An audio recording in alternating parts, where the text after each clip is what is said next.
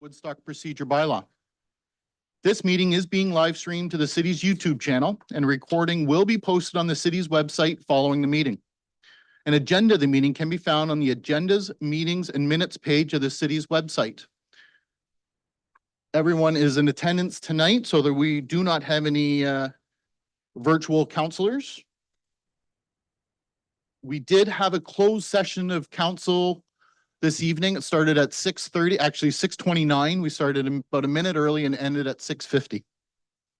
And before we get into the agenda, we do have some awards to hand out. So if you'll allow me, I'm going to come down. Are they on the agenda? Oh, they are too. My apologies. So we will. So go into any disclosures of pecuniary interest. Seeing none. Disclosure of any new business. Matters arising from the minutes. And with that, the minutes. Councillor Tate. Moved by myself, seconded by Councillor Lauder, that the minutes of the regular meeting of Woodstock City Council held on June 6, 2024 be adopted. Thank you. Questions or concerns? Seeing none, all those in favor? None opposed, that's carried. Next up, additions to the agenda. Councillor Tate. Moved by myself, seconded by Councillor Schadenberg, that the following items be added to the agenda: delegation item 8C, delegation item 8D, and delegation item 8E.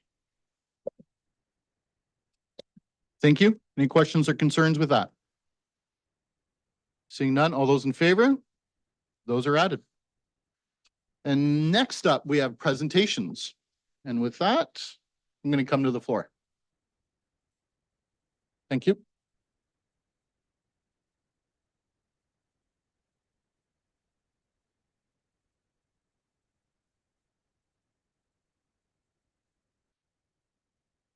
All right.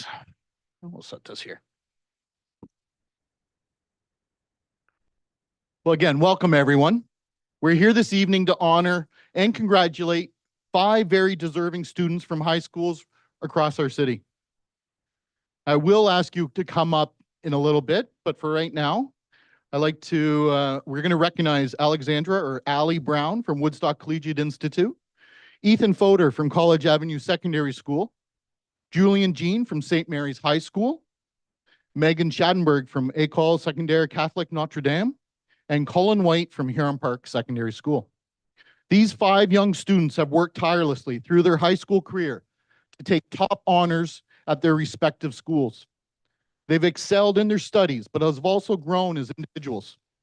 They have learned through adversity that hard work and success come hand in hand.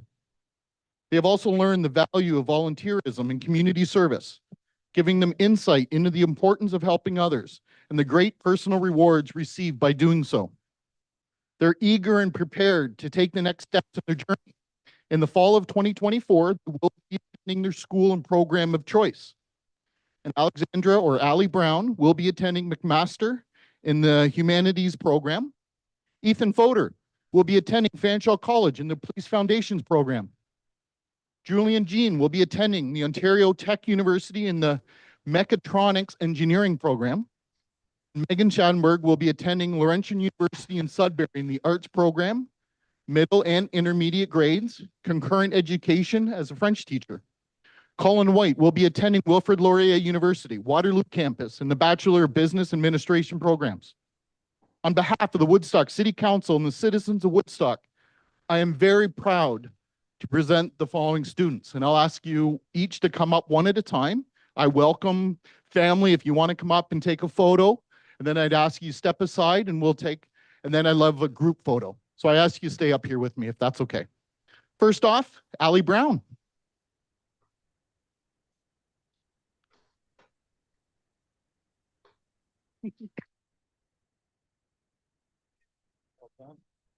If you'd like to have family here.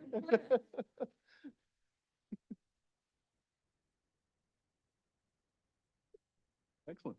Good? Okay, if you don't mind. Yeah. Ethan Fodor.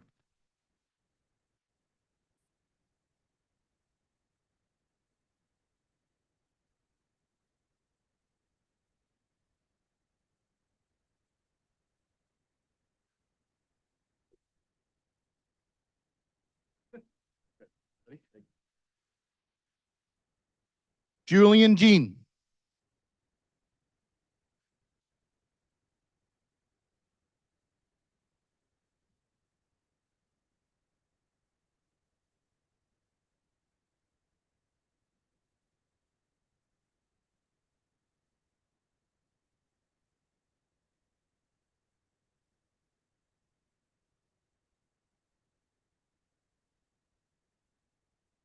Megan Schadenberg.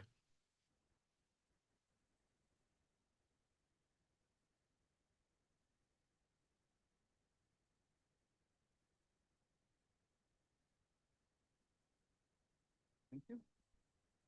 And last but certainly not least, Colin White. And I've just got the no, he's not here look. So I apologize. We will set this aside and I'll make sure this gets to him. So with that, these are your award winners. Let's congratulate them. Bob, everybody. Let's get it. I'll hold Colin for him. So he's in here.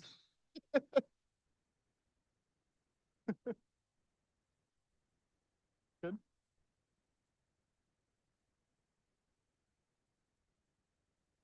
Congratulations, everybody. Well done. Well done. Wish you the best of luck. And don't forget to move back to Woodstock when you're done school. Way to go, everybody. Thank you.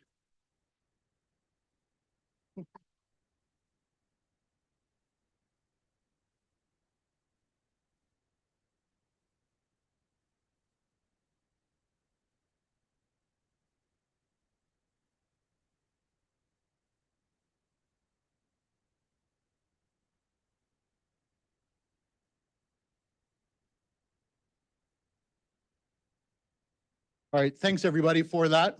That is really exciting. Next up, we do have some delegations.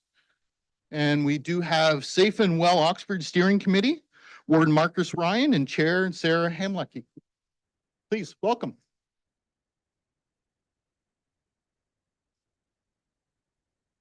Your presentation should be on the podium there. Can you see that and click on it? Not yet. Not yet? Oh, There it is. sorry. Okay, Get it now. okay.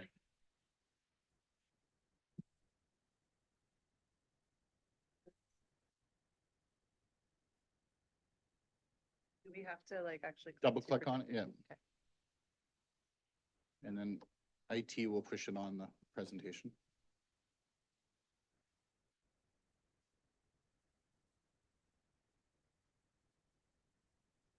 Is the idea how it works.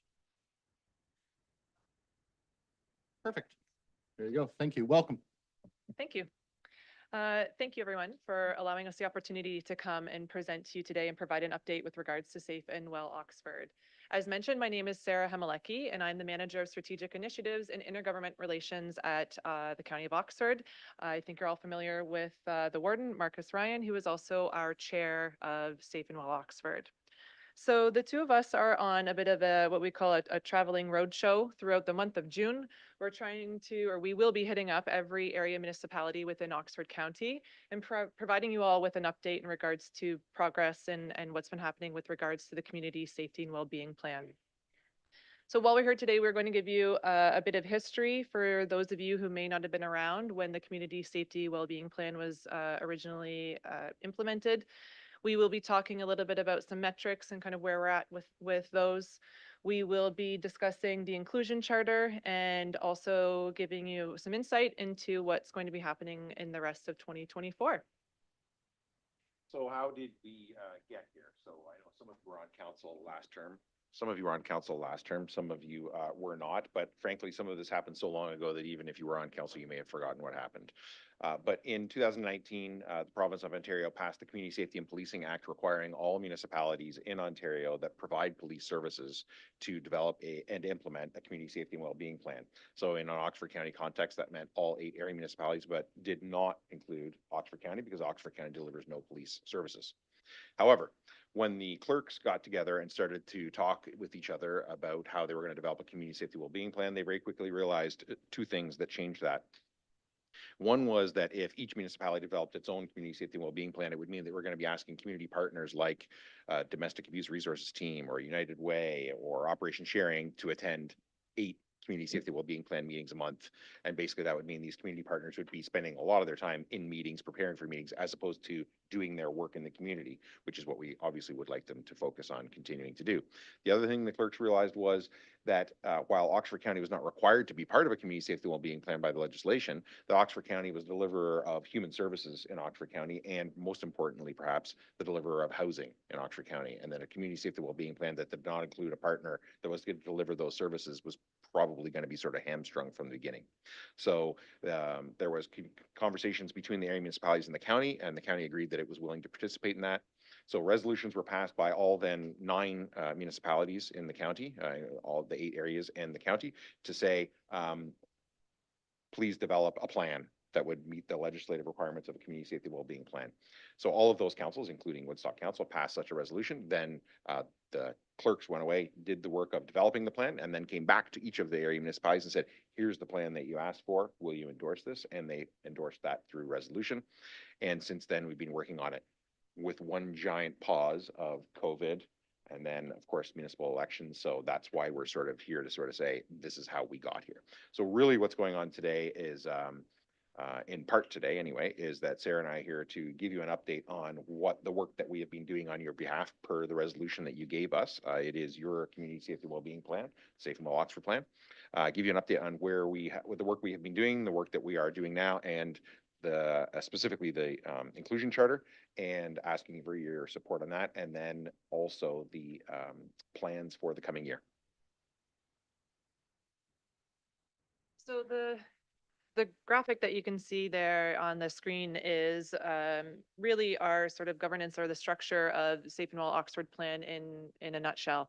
You can see at the top we do have a steering committee as mentioned, and then the 5 priority risk areas right below that. So hopefully you will all remember the end of 2023 when gender-based violence was added to the Safe and Well Oxford plan. Prior to that, we had the 4 priority risk areas: mental health, substance misuse and addictions, affordable housing, diversity, equity, and inclusion.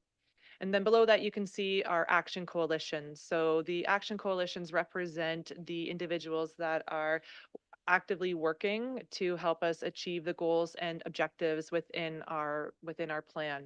So we have 4 in total. It made a lot of sense when getting into it to have one action coalition representing the mental health and substance misuse and addictions.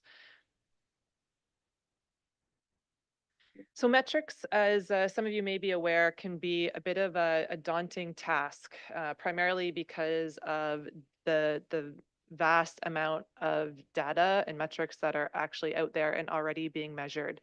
So it's a lot to tackle, and it's something that has been a priority for the steering committee. So one of our first steps in figuring out what is it that we actually want to measure on behalf of Safe and Well Oxford and show progress or potentially not progress, unfortunately. But we connected with Southwestern Public Health, first of all, because they have a huge amount of data that we can tap into and that they're more than willing to share and make available to us. Since then, we started with that and then have been connecting with some of our other action coalitions, our stakeholders, which we have approximately 80 within the county that we work with. Police services has played and will continue to play a big part in the metrics piece as well. When we're looking for metrics and when we are coming up with our sort of the starting set that we have, one of the key things for us was making sure that we were collecting data that was already readily being collected, just for ease of access. And everybody's busy, so to add additional things onto people's plate was not really our goal. So the starting point was to try to find data that is already being measured that we can just start to use and rely on. A couple of other things I can mention with metrics. The county included funding in the 2024 budget to conduct the Canadian Index of Wellbeing survey later this year. So the conversations have begun with that. That survey was done by the county back in around 2016, 2017. So it's more than timely to be getting some new data collected to kind of do a bit of a check-in and provide some information as well in terms of where we are at with things. In comparison to the data that was previously collected. I've also joined a research group that is focused on rural community safety well-being indicators. I have kind of forewarned people, please don't ask me many questions about it yet because it is so new that I don't really even fully understand exactly what it's doing. But I can tell you that I personally am very excited, and I think it's a good thing for Oxford County because we all know that we have a lot of rural communities, and that's important as well, as to make sure that we are collecting data that is representative of those rural areas as well. So I guess kind of stay tuned with that, and hopefully that is an exciting opportunity. And lastly, just wanted to mention, as far as metrics go too, that we are very much aware of the fact that these indicators will likely change. I do have some of the basically our sort of preliminary indicators that we will be starting to be able to use and reference. And these will evolve just even as community needs may change, as the plan itself changes. People are constantly changing the data that they are collecting and that they have access to as well too. So this is just a way for us to at least get started and be able to reflect hopefully some of the improvements to our overall community well-being and safety. So the inclusion charter, hopefully you all received as part of your agenda packages tonight. So this inclusion charter was something that was very specifically identified within the Safe and Well Oxford plan as an outcome for the DEI Action Coalition. So once that coalition was established in the fall, they set to work right away on creating the county's inclusion charter, the county being the area municipalities as well. So they did work with representatives from each of the area municipalities in creating that inclusion charter. So I want to mention a few things in particular just to kind of keep in mind as you're looking at that document. One specifically is the calls to action. So the calls to action, I am very aware that they can be a little bit sort of daunting or maybe even a little bit overwhelming to see them there. But we would like you to make sure that you understand that we consider them to be more suggested best practices. It's not necessarily a list of you need to do every single one of these things, and we really hope that you can have that done by tomorrow, please. So it's something that we know will take time. We anticipate that municipalities will probably want to come up with their own sort of plans and ideas in regards to how they would actually go about doing that. But the other thing to keep in mind is that certain municipalities or communities may have needs that are different than what we've identified. Those needs may change as our communities evolve and grow as well too. So that is a really important piece that I want to make sure that you all hear that message as far as those calls to action. Um, the other thing that is important to note is that the Action Coalition is continuing to work on additional tools and resources that they plan on sharing with our area municipalities, but also have them available to other organizations within our community, some of our stakeholders, if they want to sort of access some of those tools and resources, they will be doing that as well and continuing to provide support to our communities. Oh, I jumped ahead. Sorry, I'm not quite talking about that one yet. I'm going to finish a little bit more about the inclusion charter. We're here specifically to ask you to endorse the inclusion charter because it was part of the plan that your council endorsed by resolution and basically sent away the Safe and Oxford Committee to say, go develop an inclusion charter for us, come back to us and present it to us. So here we are. One thing I want to make clear though is that the entire idea of the community safety well-being plan, Safe and Oxford plan, the way it was designed was that it is not sort of the normal report that councils get in that it has been prepared and vetted by your staff before it comes here. One of the foundational elements of the Safe and Well Oxford plan is that it is people working in those spaces telling us as elected officials what they take to feel safe and well. There are staff members, including Woodstock City staff members who participate in the DEI coalition, obviously Sarah at the steering committee level. But part of the idea of the way the plan was designed was that people, residents who work in these spaces would tell us, as opposed to us telling them what it takes for them to feel safe and well. So it is a little bit challenging. I'm not going to lie. But I frankly think that when it comes to diversity, equity, and inclusion, when we feel like we're being challenged, it probably means we're doing the right thing. Because not challenging ourselves in that space is sliding back into our comfortable ways of doing things before. And I think we all know with the rate that Oxford and certainly Woodstock are growing, that we need to put a foot forward when it comes to inclusion and start, really scrutinizing, how do we conduct ourselves? Are there little things that we can do that just break down some barriers to new people to our communities, stepping up and getting engaged, which we all want, right?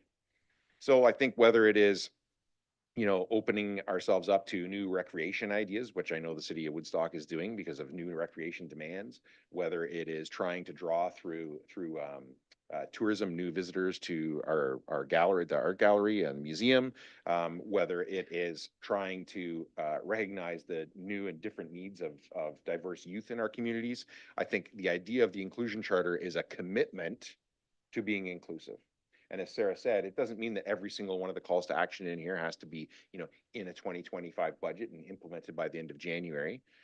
The intention is make a commitment that we're going to endorse this plan and we're going to work towards these things. And as Sarah said too, each municipality is going to prioritize those things differently. The needs of Woodstock with respect to some of these calls to action may be dramatically different than the needs of Norwich Township, and the prioritizing and how fast they want to go at these things might be very different things for those communities. So that's why the Safe and Well Oxford plan has put this forward this way, not as a specific plan of exactly what you would do, but identifying what those calls to action are and suggesting that in the context of the plan that you asked for, that sent us a way to do, that this is the best way to advance that.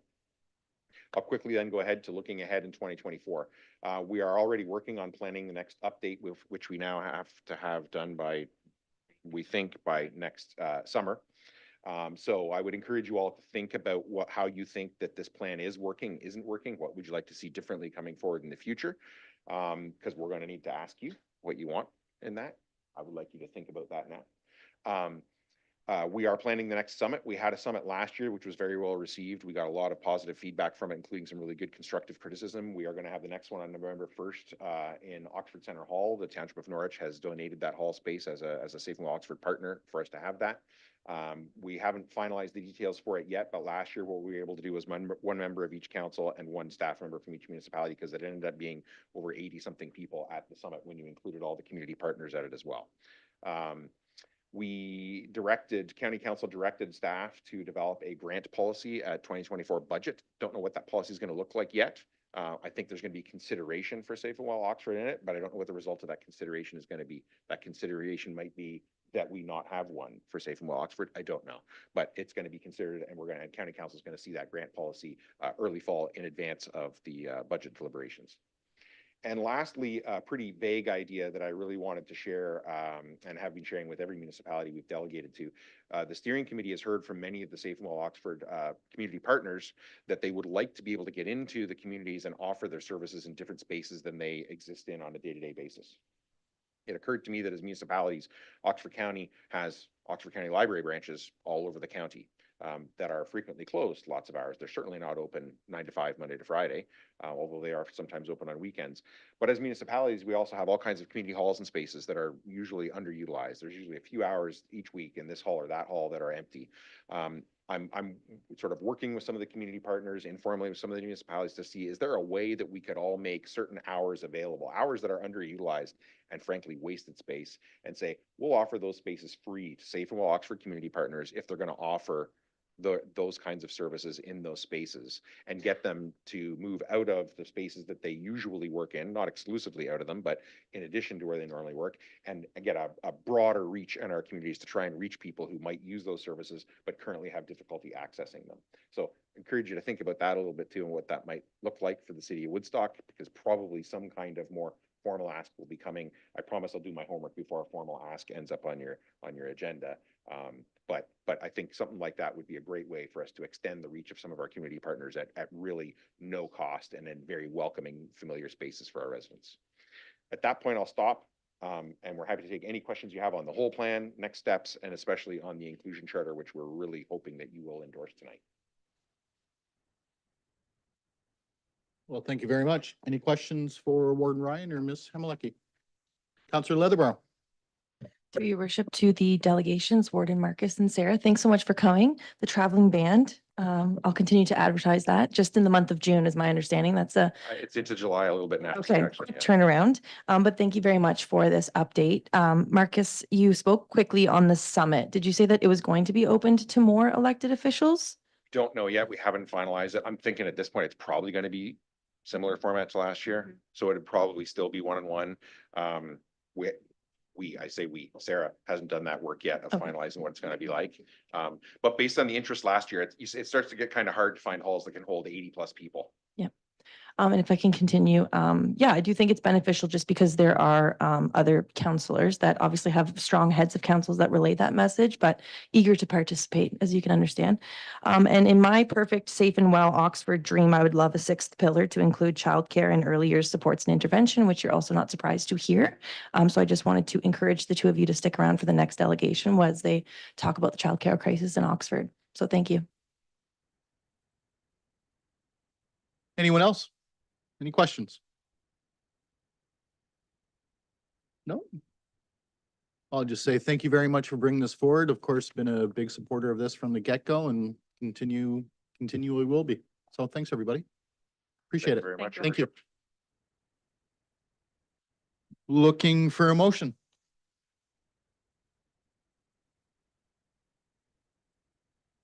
Councillor Leatherborough. Moved by myself and seconded by Councillor Martin.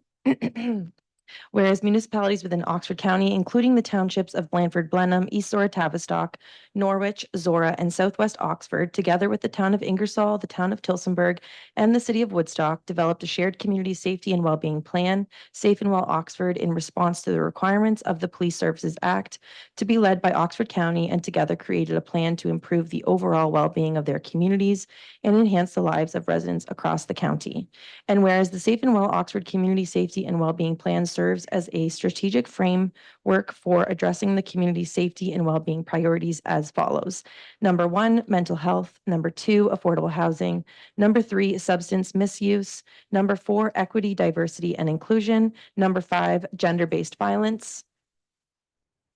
And whereas the Inclusion Charter for Oxford is an integral component of the goals and objectives of the Safe and Well Oxford Community Safety and Wellbeing Plan that will strengthen efforts to create a safe, inclusive, and thriving community for all residents, and represents a fundamental commitment to promoting diversity, equity, and inclusion across all of our communities. And whereas the Diversity, Equity, Inclusion, DEI, Action Coalition has been established by the Safe and Well Oxford Steering Committee to provide guidance and recommendations for implementing inclusive practices within our organizations and communities.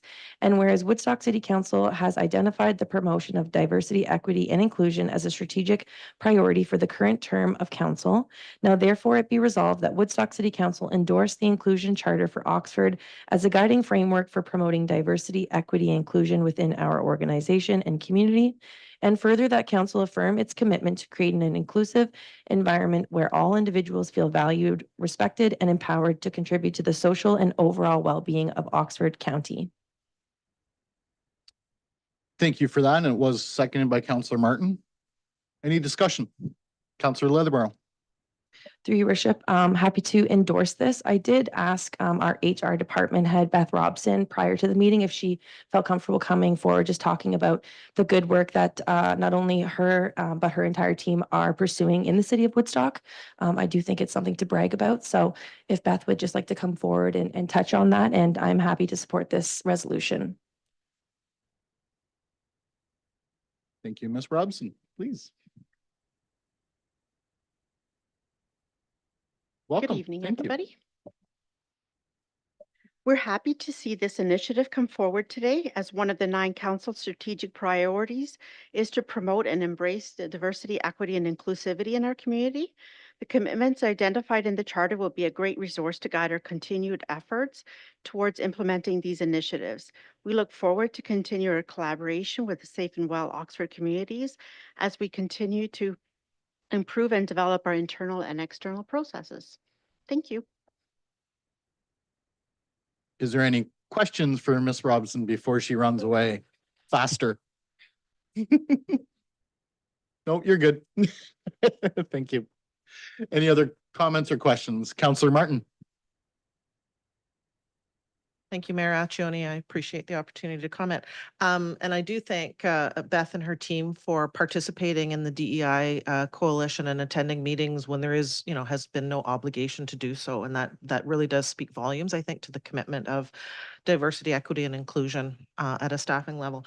I think that as counselors, we all sit on committees where DEI is this like piece of what we need to accomplish, and yet I will fully admit I'm not an expert, and I would suggest that none of us are true experts in diversity, equity, inclusion. So knowing that there are available resources from the DEI coalition to help us get to where we want to be as a community, I think is a tremendous asset that we don't, as 9 different municipalities, all need to be spending dollars and cents on accomplishing this, that we can share this resource together. So full support.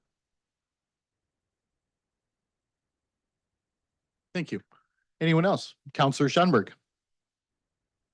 I'll also vote in favor of this. I know that the strategic framework had those 5 points, and I won't read them again, but many of us were at Ingamo Homes today, this afternoon, as they were marking since they opened in 1989, their 35th, I'm not going to call it anniversary or birthday, but marking their 35th year. And it's a perfect example where you start looking at these 5 points in particular. And because this is the Oxford Safe and Well program, I would think including childcare in the mix would be important as well. But you get, for example, something where transitional housing, where after 2 years, if it's time to move out of the transitional housing, all of a sudden, point number 2, affordable housing comes in. Well, we don't have places for these people, for people or in general to move to. And I think there's overlap in all 5, if not 6 of these categories that are all very important for us to keep in mind and to promote the fact that it is sort of all sewn together. Okay, thank you. Anyone else? Well, I'll just like to remind council, of course, back in, if you recall, in December, we all, it was unanimous to join UNESCO. And back in February, of course, we got that letter back saying that we kind of met their parameters and welcomed us to UNESCO. And that, of course, is through Miss Robson and her team. That was through all of their work, and we're thankful for that. We've definitely taken this as part of our strategic plan. We've been unanimous in that as well. I take a lot of pride in that. And the warden and I spoke earlier via email, this has been something clearly a priority of all of ours. So I'm thankful to see this and thankful for the work the Safe and Well Oxford Steering Committee has been doing to get us in this right direction. And with that, I'll certainly be supporting this. So with that, if nobody has anything else, I'll call the vote. All those in favor? None opposed. That is carried. We have endorsed it. So thank you very much for bringing that forward. Thank you. And the next 2 delegations have asked to join together. So if you're following along at home, that's 8B and 8C. So I'd like to welcome Amy McGegg and Heidi Collins. Please come forward. And they've also asked for a little extra time, and that's certainly been granted. So welcome.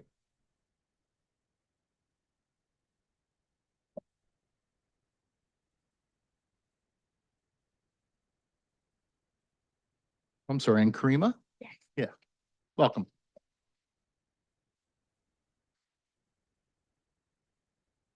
Good evening, councillors, and thank you for giving me this opportunity to address you about the childcare crisis that Woodstock is facing. My name is Karima Dutoit, the Executive Director of Friendship Cooperative Play School of Woodstock. Friendship Co-op has been operational in Woodstock since 1984.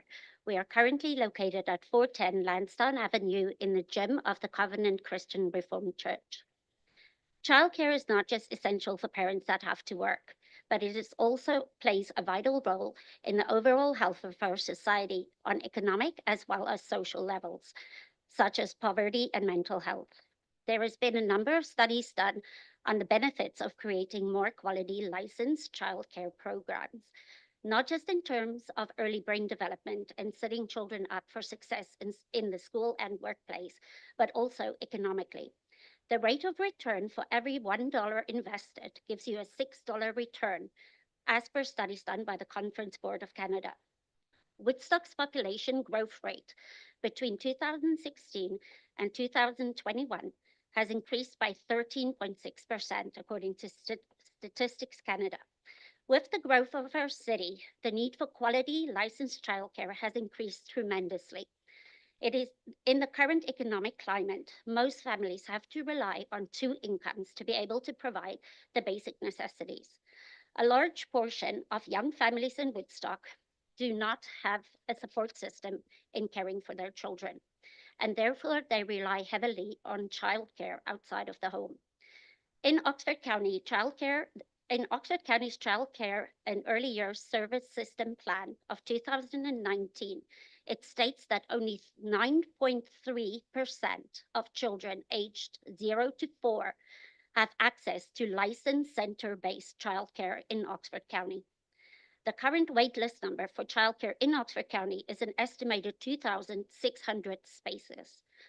Oxford County has the lowest number of childcare spaces in the province per capita, with the largest need of more childcare being in Woodstock. Currently, Woodstock only has 7 licensed center-based childcare programs.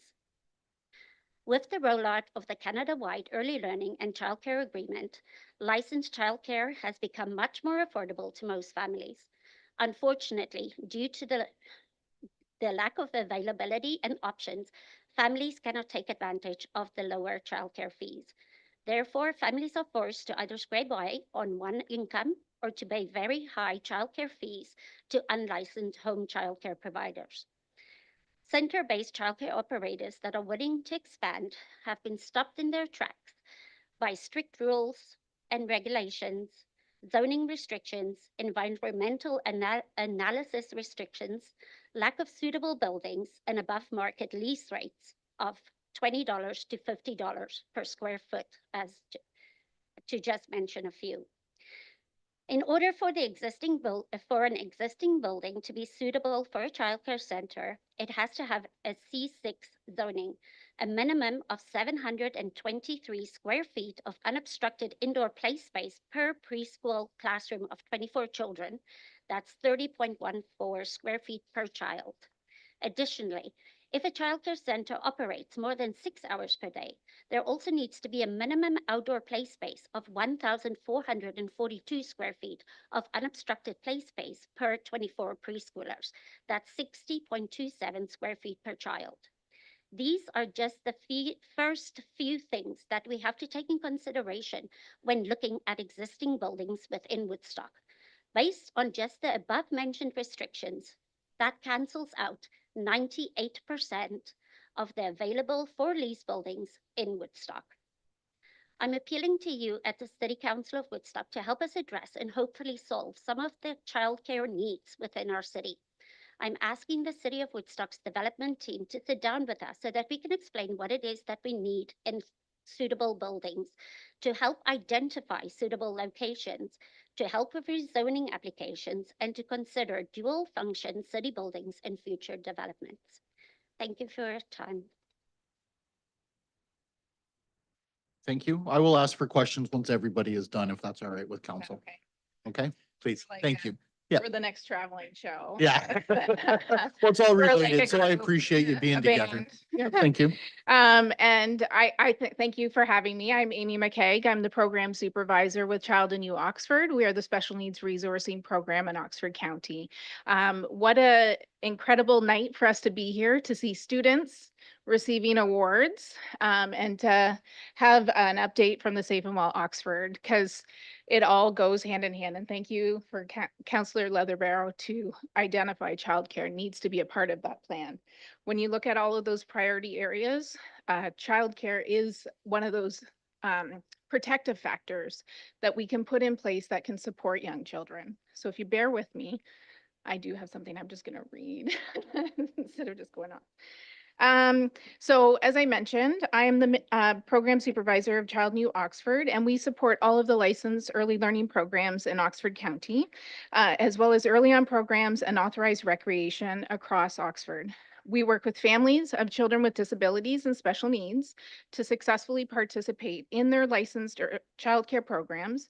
We connect them with community resources and support through various transitions. Since 2020, we have supported approximately 16% of all children in licensed early learning programs, as well as families who have been waiting for a spot.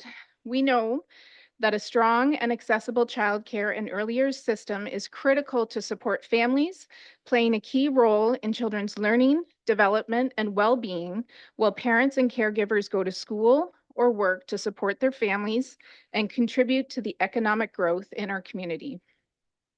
The basic principles of neuroscience indicate that early preventative intervention will be more efficient and produce more favorable outcomes than remediation later in life. Dealing with mental health concerns, addiction issues later on. A balanced approach to emotional, social, cognitive, and language development will best prepare all children for success in school and later in the workplace and community. You've heard from my colleague, Karima, that Oxford County currently has one of the lowest rates of access to licensed childcare in all of the province. With that 2019 statistic of 9.3% of children aged 0 to 4 having access to licensed childcare. I want to note at the same time, the province reported a provincial average of 23.6% of children aged 0 to 12 having access to licensed childcare. And the current provincial plan has a target of 37% of children 0 to 5 having access to licensed childcare. As you can tell, our current reality here in Oxford falls well below our targets. The current reality for families in Woodstock and Oxford County is that there are extremely lengthy wait lists. Families have to, after sitting on wait lists for many years, accept any spots that are offering to them. They lack the ability to choose the program that is best suited for their child and family circumstance. With the limited choices available to families, we find that some programs in our community have higher number of children with an identified need enrolled in their program, and this is due to the lack of options that are available. In turn, this creates pressures within those programs to support all of the needs that they have within their groupings. I'd like to invite for you now to take a moment and consider the experience of a family of a child with a disability. Sorry, when I start thinking about the families, me emotional. So you as a family, you understand the importance of high quality early intervention and experiences for your child with a special need. You also require childcare so that you can go to work. You've finally been offered a spot in childcare after waiting on that lengthy wait list. However, you may have to continue to wait for your child to be able to start because the program has stated that in order for your child to start, they require additional staffing to meet the needs, and your child cannot start until that staffing is in place.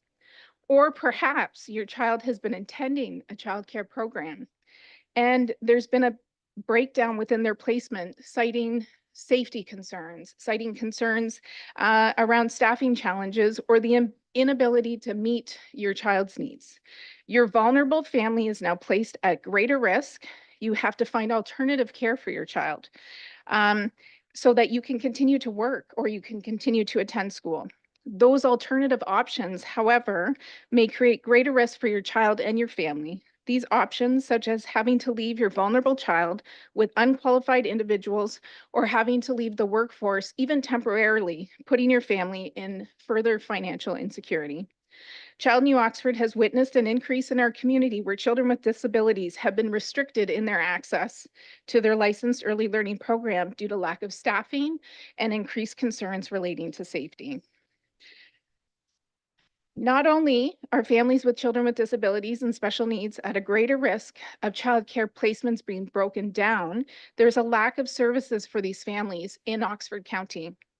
For example, the Ontario Autism Program offers a targeted entry to school program for young children diagnosed with autism. There, they learn valuable skills in order to assist them in their transition into full-day kindergarten or grade 1. This program for our community is offered through TBCC, our Children's Treatment Center. However, it is not provided in Woodstock or anywhere throughout the county due to the lack of appropriate spaces to run programs in our county. I'm excited by what I heard Warden Marcus say about being creative in how we use space and consider how space is being used. So I know that the motion before council is to have a report be prepared for you to think about how the city of Woodstock can support the expansion of licensed childcare. I encourage you to consider also looking at how space can be creatively used so that we can co-locate more of a hub collaborative model so that children can access the services that they need for their young children within their communities. Thank you. Thank you. Welcome. Thank you. Good evening. My name is Heidi Collins, and I am the Executive Director of Oxford Community Childcare. We are a not-for-profit registered charity based here in Woodstock and offer a variety of childcare, early learning preschools, before and after school programs, and licensed home childcare across the county. Our central administrative office is also here in Woodstock, and we are actively looking to expand services for families, most specifically for children aged 0 to 4. I would like to acknowledge that the County of Oxford is the service system manager that is responsible to the province for childcare. However, when considering the growth, infrastructure, and sustainability of childcare services, municipalities play a very important role. The need for more childcare space is immediate. We are ready to open and operate more spaces, but the obstacles of zoning and infrastructure are creating barriers. My purpose here tonight is to advocate for support from council to create equitable access to quality childcare spaces for families in Woodstock. I am very much in support of Councillor Leatherbarrel's motion for integrating options for childcare facilities into all new planning and development initiatives. Conversations to explore if childcare is a suitable option for existing surplus city space would be critical. This motion aims to foster a supportive environment for families and promote sustainable development for the family-friendly city. Last week alone, there was an announcement of a $93 million investment that will bring 187 new jobs to this area. And this week, I noted on your social media that there is the announcement of a potential boundary adjustment with Norwich that included, and I quote, a look towards future employment opportunities. The growth in our area is rapid and exciting, but without access to high quality, affordable childcare spaces, entering or remaining in the workforce is challenging to say the least. You can't work without us. Collaboration with city planners and childcare operators to create new spaces would also add a vital bullet to the Woodstock or City of Woodstock value proposition for recruiting new businesses and investments. One of the points is stable and a growing workforce in our community. Stable and accessible childcare supports that. Creating new childcare space is very complex. The regulations that govern the establishment and operation of childcare are strict, and there are no shortcuts. The city has a number of dedicated, long-serving, not-for-profit childcare operators that understand not only the requirements of the Child Care and Early Years Act, but how these childcare environments impact on the day-to-day experience of children and staff. But we are not experts in navigating zoning, site control plans, municipal requirements, and development. So by collaborating and combining our expertise, great things could happen here for the children and families of Woodstock. So I am urging each of you to consider the importance of childcare in our city and to vote in favor of this motion. The benefits of quality childcare are numerous: improved outcomes for children and families, greater workforce participation, and economic benefits to the city. I thank you for allowing me to share my perspective here this evening. Together, we can create a city where every family has the opportunity to thrive. I look forward to being a part of the positive impact that voting yes to this motion will have on our community. Thank you. Well, thank you very much. And before you go anywhere, I am going to ask if council has any questions of either Ms. Collins, Ms. McCaig, or Ms. Dutoit, then to please say who your question is for specifically, and I'll ask them to come forward. Councillor Tate. Thank you, ladies. Through the chair, and I think to your presentation, because you understand the requirements that the province puts on, correct? So I did a little bit of research, and there's not really a issue with zoning in the city. So daycares are permitted to C3, C5, C6, and neighborhood, institutional, and community facility zones. It's actually been expanded too. So in May, they now allow, if there's a childcare in a home, they've changed the parking requirements. So because you're having to deal, so we're finding that the problems is the requirements that the province puts on, and I understand why they're there. But, and I will say like we did a partnership when we did the community complex for daycare. And our economic development committee, I understand, is already working on a report to try and identify buildings or spaces, but the problem is the requirements from the province seems to be the roadblock. So I guess my question to you, do you find that the requirements from the province, some of them are to the extreme, or they should be the way they are? Because if, like, say, the amount of open space, or I know we were trying to find even a place with the county, and it was there wasn't enough windows. So we have all these facilities we thought we could use, but there's all these requirements. So I'm just curious if there's anything that you think we could push back on the province, because I also want to point out, it's not just for working families, because there's a lot of stay-at-home moms that need the break also for the child, but also for the mental health of the mother. So it's like all encompassing. So when I read this, and I find that the biggest issue we have is the requirements that the province is putting on. So you deal with them, I take it. So So in answer to your question, no, I don't think that the requirements are outlandish. I think they're fair. If anything, they're not going quite far enough when we have a vulnerable population. So when we look at the. Sorry, do you mind speaking into the microphone so everybody can hear? Thank you. So when we look at the 30 square feet of unobstructed play space per child, we have a center that is built to the exact square inch. And the difficulties we have working within that space are huge. The children are tripping over each other. It creates a lot of behavioral issues because there's simply not room to move. When you add in the toys and the shelves and the books and the chairs, it's not big enough. 30 is small. It really should be 35 to 40. What we're running into is that when we find a space that might have that square footage available to us, it's not zoned properly. So then we get into environmental assessment and all of the other things that create a lot of, delays and obstacles for us. We find something that is zoned properly, the square footage isn't there, or the outdoor square footage isn't there for playground. And that's where one of the biggest challenges is coming in. just to follow through. So my understanding is too, when you have a license, do you have to have a minimum of 88 No. spots? No, you No. can have any combination of spots that you want. So for example, the center that we are running currently that is partnered with Console Providence at École Sainte-Marguerite Bourgeois is a 10 toddler and a 16 preschooler. So it's a very small 26 space center. What we run into though, we're partnered with the school and they are very supportive of the center being there. But the fixed costs of operating a childcare are not covered with 26 children. So you run into an economic issue at that point. So the 88 really allows you to cover your fixed costs. Yeah.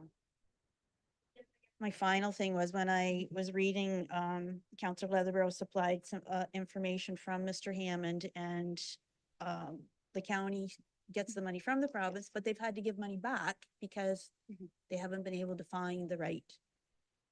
So that is actually, it's very complex. We are expecting a new funding formula. I thought it was coming in the fall. I'm actually thinking it's coming sooner.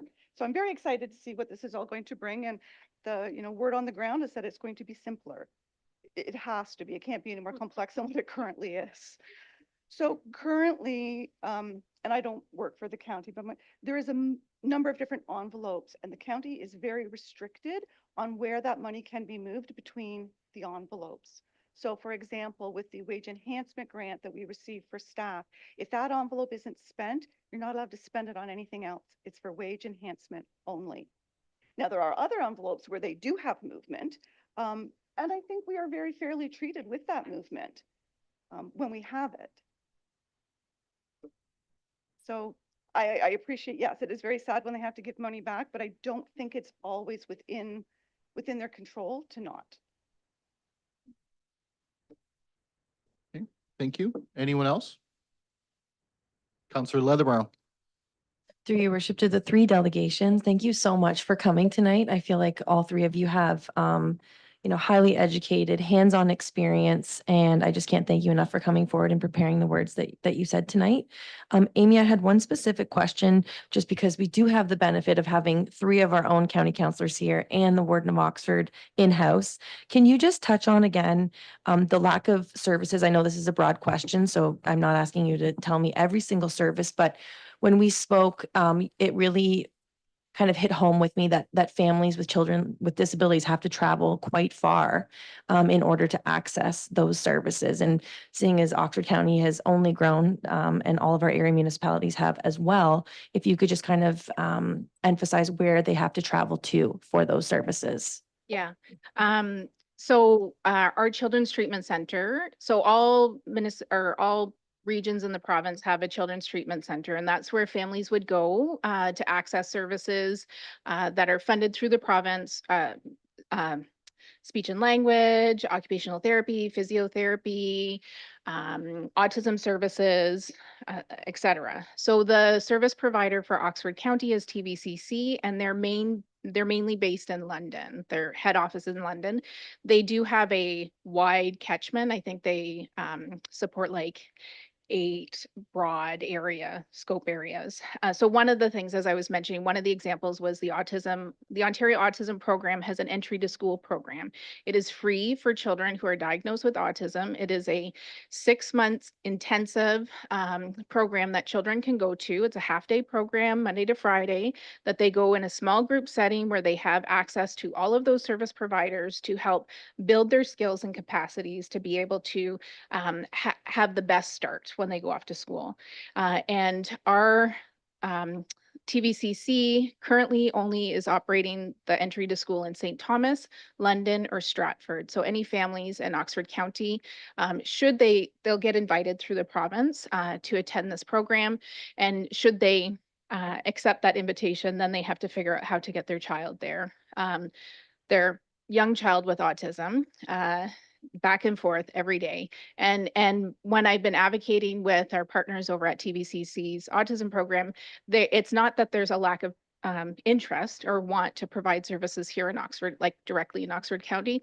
They're coming up with similar roadblocks of not actually having a space that they can dedicate to provide this program for these young children. So families do have to travel a lot. And what we're seeing is that most families are declining then. So these children do not then benefit from the supports that are available to them, and rightly so.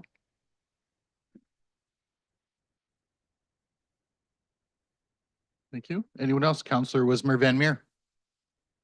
Thank you through the chair to the delegation. Thank you very much for being here. I sat on the board of directors with Good Beginnings for close to 6 years. And in that time, we saw obviously the need, and this is going back 10 years ago now. So it's only gotten bigger at this point in time. But one of the things that we faced at that point was a number of staff. The education assistance program within the public school system was very appealing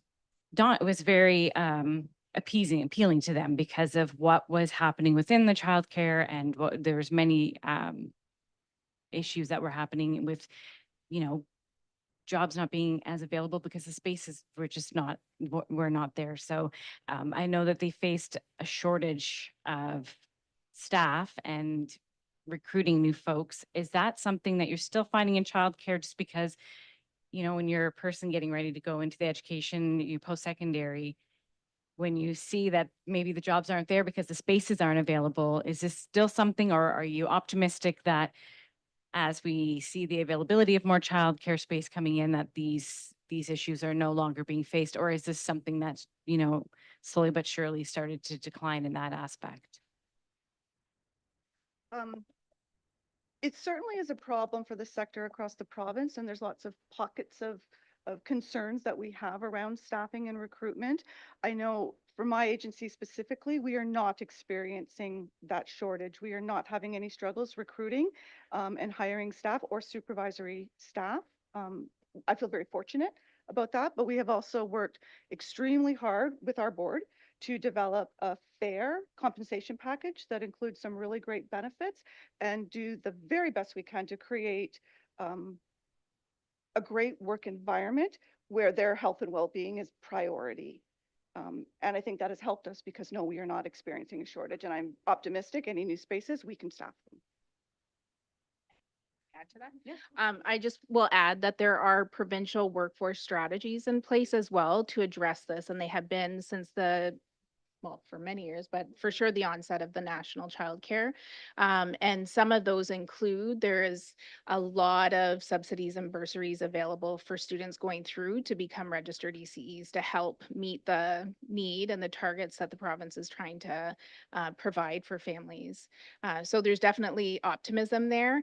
I still think I'm still hearing a little, I think it's stabilizing a little bit as we're getting out of pandemic. Students are having more of a real life experience and learning, gaining more skills as they're going into the workforce. But I do, from our end, from special needs resourcing, we are still hearing that there is concerns with hiring those additional staff members to support the children with identified needs in those programs.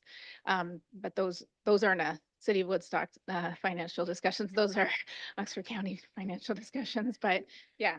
So it is stabilizing. We're seeing some positive outcomes with that. Counselor Tate. Yeah, after you were discussing it through the chair, I just had one other question because I don't know how the funding works from the province to the county. So when you do find a location and you have to spend all this money for renovations for the kitchen you have to have, can you get funding for that?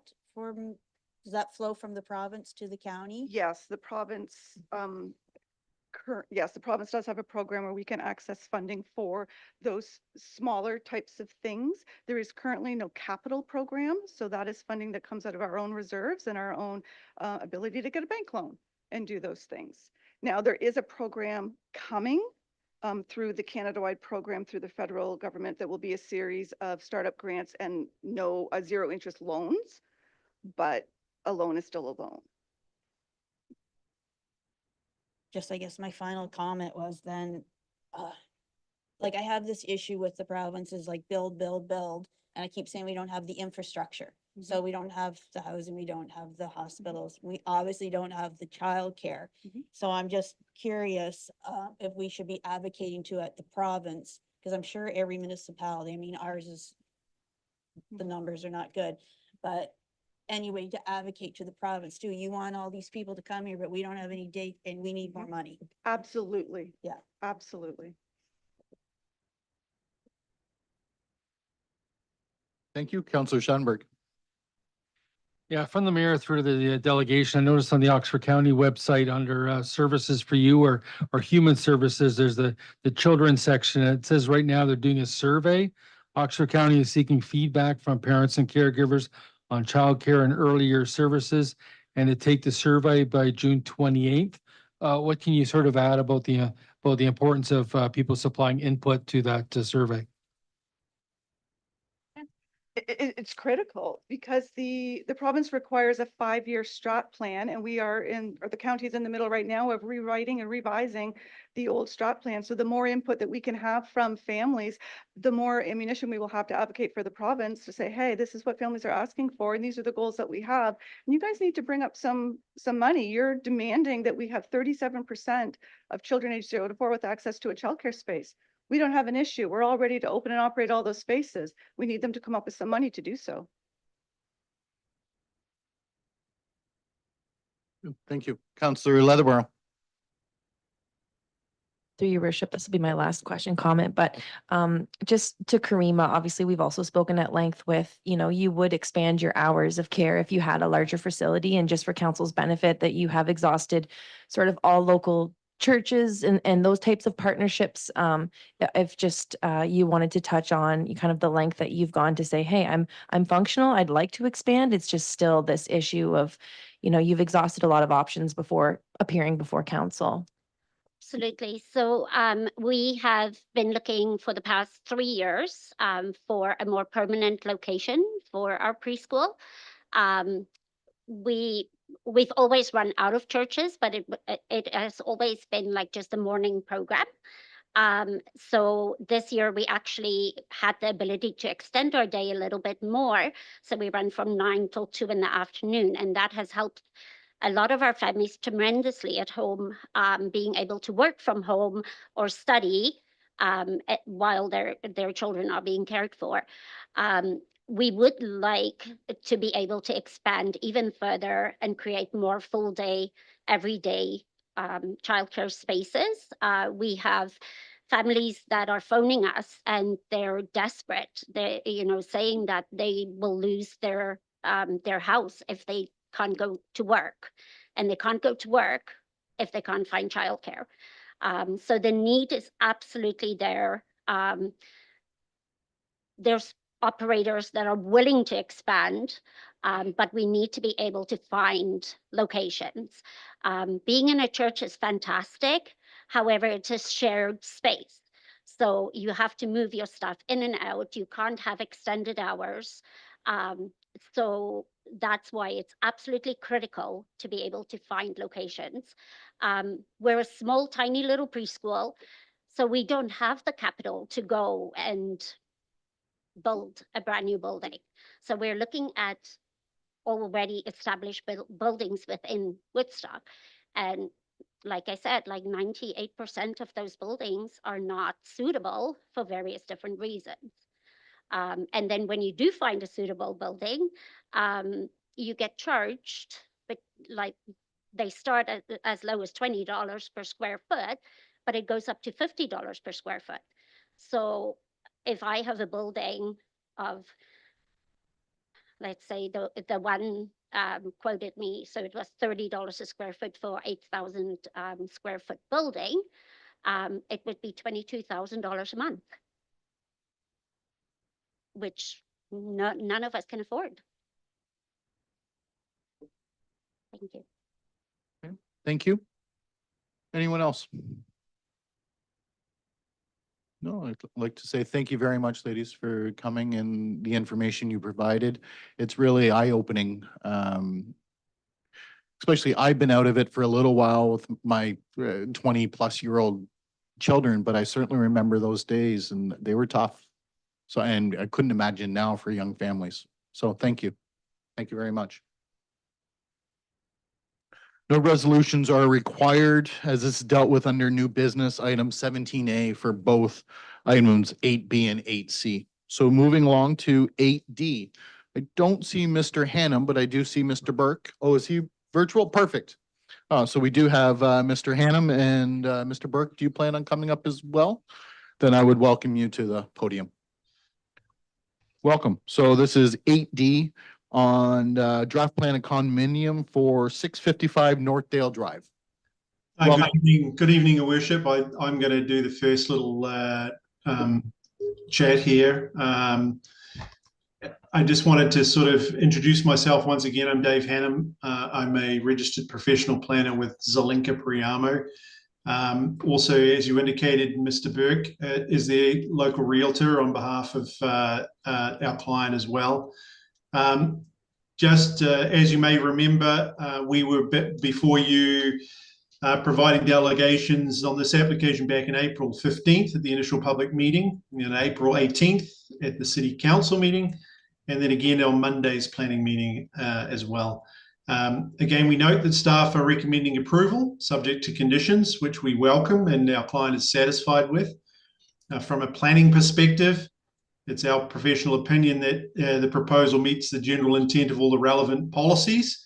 We'll add a range of ownership housing types within this part of Woodstock and represent sound land use planning. The application itself, as a reminder, was supported by a building condition assessment report and a reserve fund study that were prepared by qualified consulting engineers. These documents were reviewed by city staff.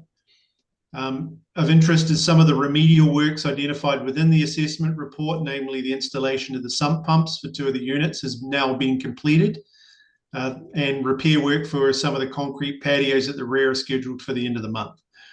I think it's important to note that all the future maintenance and repair works identified in the study will be paid by the owners, and condo ownership legislation obligates owners to provide for regular building maintenance. As such, we would respectfully request that council endorse staff's recommendation to support the application for county council's further consideration. I just wanted to quickly circle back to the meeting on April the 18th, where City Council recommended to defer the application to allow for additional information to be provided. It was our understanding that City Council wanted the owners to provide further information to city planning staff confirming communications between the owners and tenants had taken place regarding the proposed conversion process to the best of the owners' abilities. So as directed by council, additional communications have been undertaken with the tenants. You'll see attached to the meeting agenda tonight is a letter that we prepared summarising the non-statutory consultation undertaken, as well as the summary table of responses provided by each tenant. I will note that we had left out the actual names of the tenants out of the summary for privacy reasons. Also attached there are copies of both letters provided to the tenants. Now, these letters were emailed to all tenants, and in some instances they were printed off and dropped off to the units themselves. So just in summary, the first letter provided assurances of a number of matters, including the conversion process doesn't terminate current tenancies or result in changes to their current rent and lease terms. The second letter provided further assurances and offers, including outlining the tenants' rights and added protections under the Residential Tenancy Act, the owner's voluntary offer to the tenants for a new 1 and 2 year lease at the current monthly rent, and the owner's voluntary offer to assess the tenants of the cost of obtaining independent legal advice regarding this conversion process. Now, in terms of the specific conversations that were had with the tenants, I'll hand it over to Mr. Burke to provide further colour on that matter. Yeah, thank you, Dave, and good evening, Council. So I think maybe just to add, most importantly, that Peter and I were able to connect. I think had I think Peter, you'd agree, we had a productive conversation, a productive meeting, and maybe just the beginning of a new relationship. So that was a suggestion that came out of the last meeting, and I think that was well received by both of us. And I think we both, let's say, we're conscientious in that. So, and that's maybe just to wrap that we really did that with all of the other tenants as well. I just presented myself in a sense as a more of an independent third party. We work with landlords and tenants on a regular basis. So like this year, for example, our team has already done, we've written 20 leases. So it's something that we do, it's a regular practice for us. So we're familiar with a lot of the tenant concerns and the process and the protections that they have already under the act. So so that was really kind of normal and natural for us to have those conversations with tenants, because it's something that is kind of a concern for them on an ongoing basis in many different rentals. And I think the other thing I wanted to add was, I know there was a bit of a question on parking, and I think that the one thing that I wanted to add a little texture to that is there's a kind of a natural universe of rental units in town. We have rental units with 0 parking. We have rental units. We manage one building with 8 parking spaces, and we only have one tenant that has 1 car. So we have 7 extra spaces in that building. So there's kind of a natural self-selection and also a way to enhance affordability. So many tenants choose to live on transit routes or very close to their workplace so that they can walk. And that's a way to, in a sense, increase their affordability of what they're putting forward towards rent, because they don't have to pay the costs or the operating costs for vehicles. So it's kind of a natural universe where, in this case, there's 12 parking spaces for 9 units and 9 2-bedroom units. These are not like, they're smaller townhomes, so there'll be smaller families or couples or singles. And so I think it's kind of interesting to note that when you get into the process of rentals, that that the first thing that tenants will often ask us, and we advertise, is how many parking spaces are available for any particular unit. And so that was something that they self-select or filter out appropriate units for themselves based on parking. So we have several units that have 4 or 5 parking spaces available. And obviously tenants with many vehicles would go kind of that route. So, so I think that's kind of an interesting thing when you get into the process of rentals and working with tenants and landlords, that that parking in a sense kind of regulates because tenants choose the appropriate homes for their needs. And so that, just any questions on the relationship side, and then Peter, I know you're going to speak as well. So I hope we can, I think we've made some really good progress there and are moving forward. All right, here we go. It worked that time. Any questions of council for either one of them?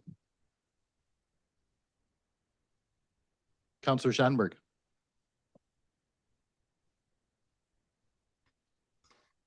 I guess I have a question because you would assume that until one unit is sold, the current owners would own all 9 units until they're individually sold off.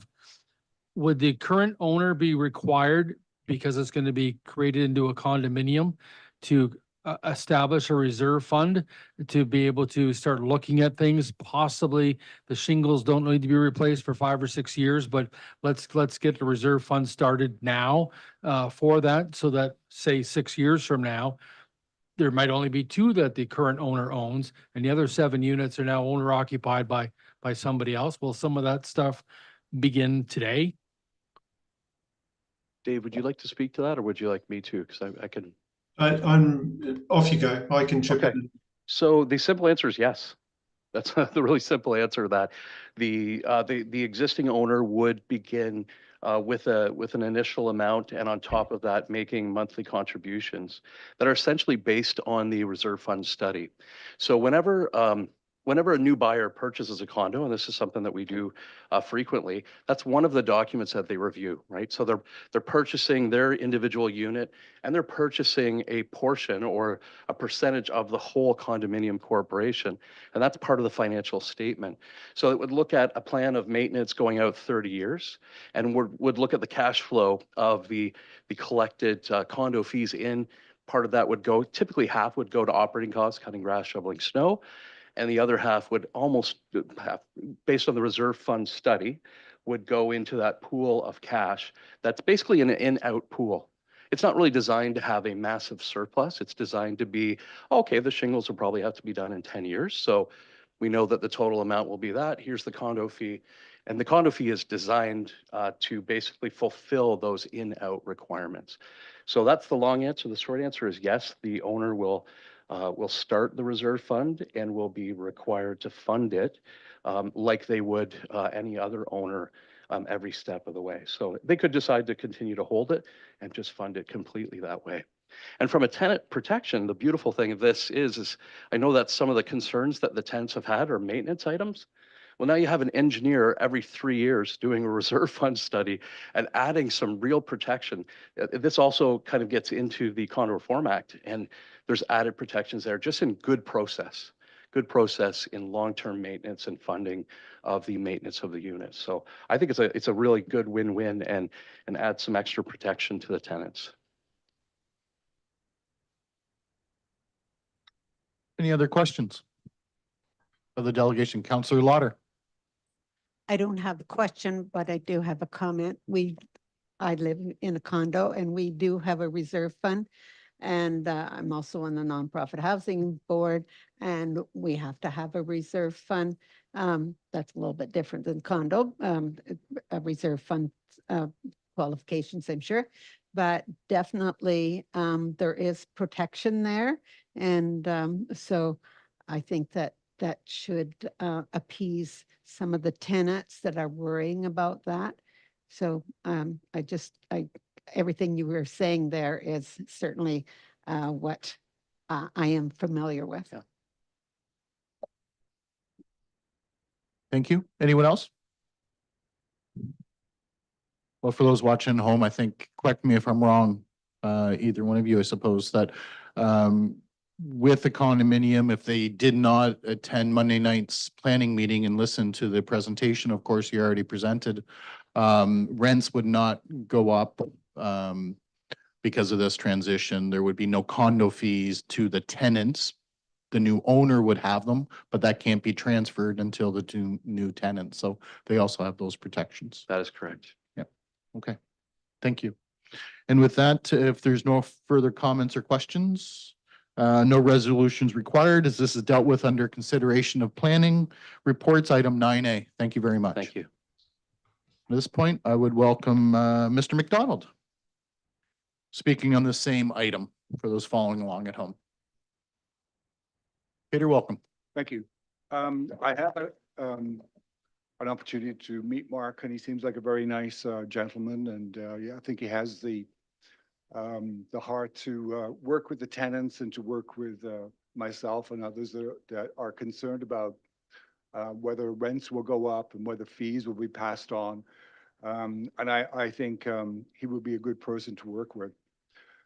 Overall, though, I think the proposal flatters to deceive. I think it's quasi-scientific. I think it probably is good for engineers and planners to review. But for the ordinary person, I think it provides, it appears to be like a good proposal, but in many ways it isn't, it has no heart.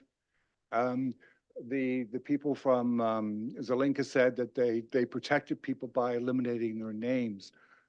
I don't really go for that. I wouldn't have minded. I would never even asked if they could use my name. I certainly would have said you could use my name, Peter. At least it would have been a person rather than just 650 Brant Street. So it appears that they've dotted all the I's and crossed all the T's. It's very scientific, but it has no heart. I think this is just a technique to allow the owners to put the property on the market as condominiums. If they become condominiums, they'll no longer be rentals. They'll be rentals for the people that currently live there, like myself, and supposedly there are protections, but essentially they will no longer exist as rentals. We have a housing crisis in Canada. We have a housing crisis in Woodstock. The other presentations that came forward that included the warden, one of the items that, in their boxes was that they were concerned about affordable housing. They were concerned about mental health issues. I think by allowing these rentals to become condominiums, then there'll be 9 fewer rentals available. They've been rentals since before 1971. Now it becomes now it becomes a matter of profit. We're protected, presumably, there's reserve funds, and so they can do the roof and the fascia, the siding and the windows and all those sorts of things. So as long as we stay there, we're protected. But if I leave or anybody else leaves, then it's up to the owner can then rent it, okay, if they wish.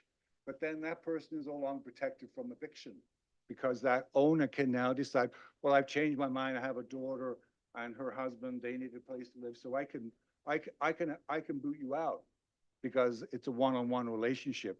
I believe we're only protected from eviction by a landowner for personal uses is if the unit has 3 or more units.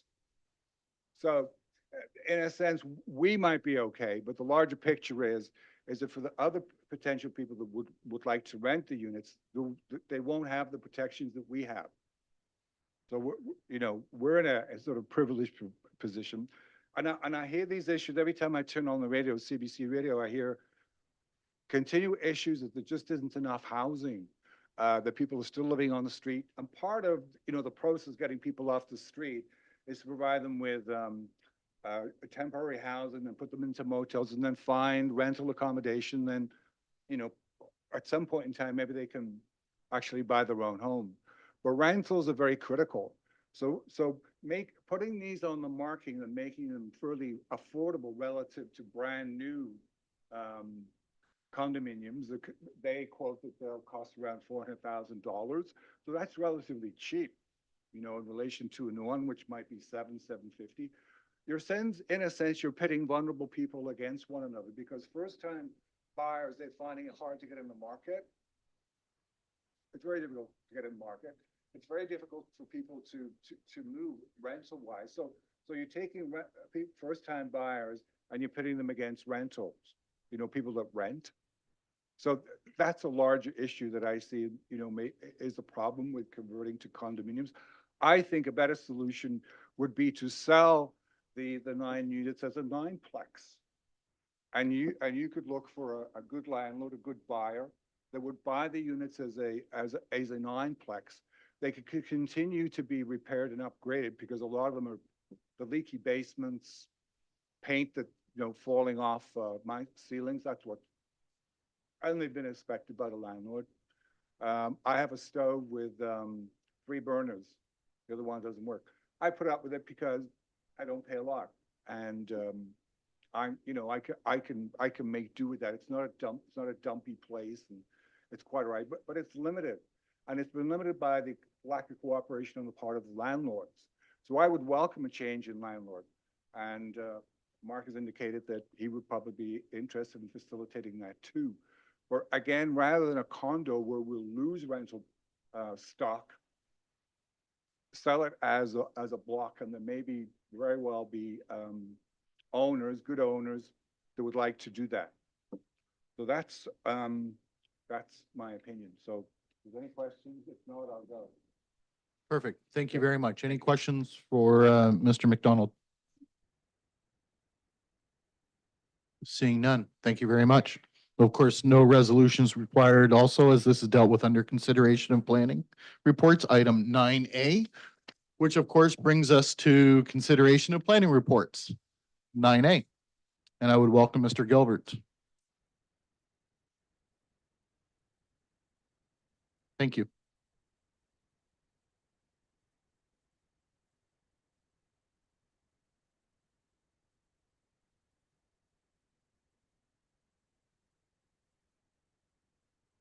Thank you. So as council is aware, this is an application to allow for a condo conversion of an existing residential development. As noted, the application was originally deferred in February to allow additional investigation into the deficiencies with the foundation and the leaky basement. And then the report was updated, engineer's report, which included the recommendations to address that concern.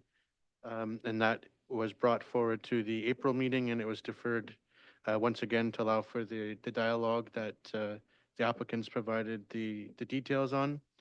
In staff's opinion, the official plan policy does allow for condo conversions. It does have the 3% vacancy criteria. We're not there. We're significantly below that. Notwithstanding that, staff remain of the opinion that the proposal could be considered appropriate. For one, due to the tenant protections that would apply to the existing tenants, and two, given that due to the age of the building and the units, their price is likely to be on the affordable side, and will provide something on the lower continuum of the housing affordability range. If it's approved, there'd be staff recommend conditions be attached. One for the reserve fund study to be reviewed and approved, and the second for the building condition assessment report to be signed off by the city's building department. This application is scheduled to come forward to County Council on July 10th for consideration. Staff recommend that City Council support the application. Thank you, Mr. Gilbert. Any questions for the city planner? Seeing none. Okay, looking for a motion on the floor. Councillor Martin, second by, well, actually, we'll just start with a motion. Councillor Martin. Thank you, Mayor Accioni. That Woodstock City Council moved by myself, that Woodstock City Council advised the County of Oxford that the city supports the application by Graham, Brian, Robert Lewis, Reed to create a draft plan of condominium, file number CD 23-02-8, as applied to lands consisting of Lot 42, Plan 579, City of Woodstock, subject to the following conditions of draft plan approval. One, the approval applies to the draft plan of condominium submitted by Graham, Brian, Robert, and Robert Lewis Reed, file CD 23-02-8, comprising land described as Lot 42, Plan 579, City of Woodstock, showing 9 residential units. And 2, the recommendations of the building condition report be implemented to the satisfaction of the City Building Department.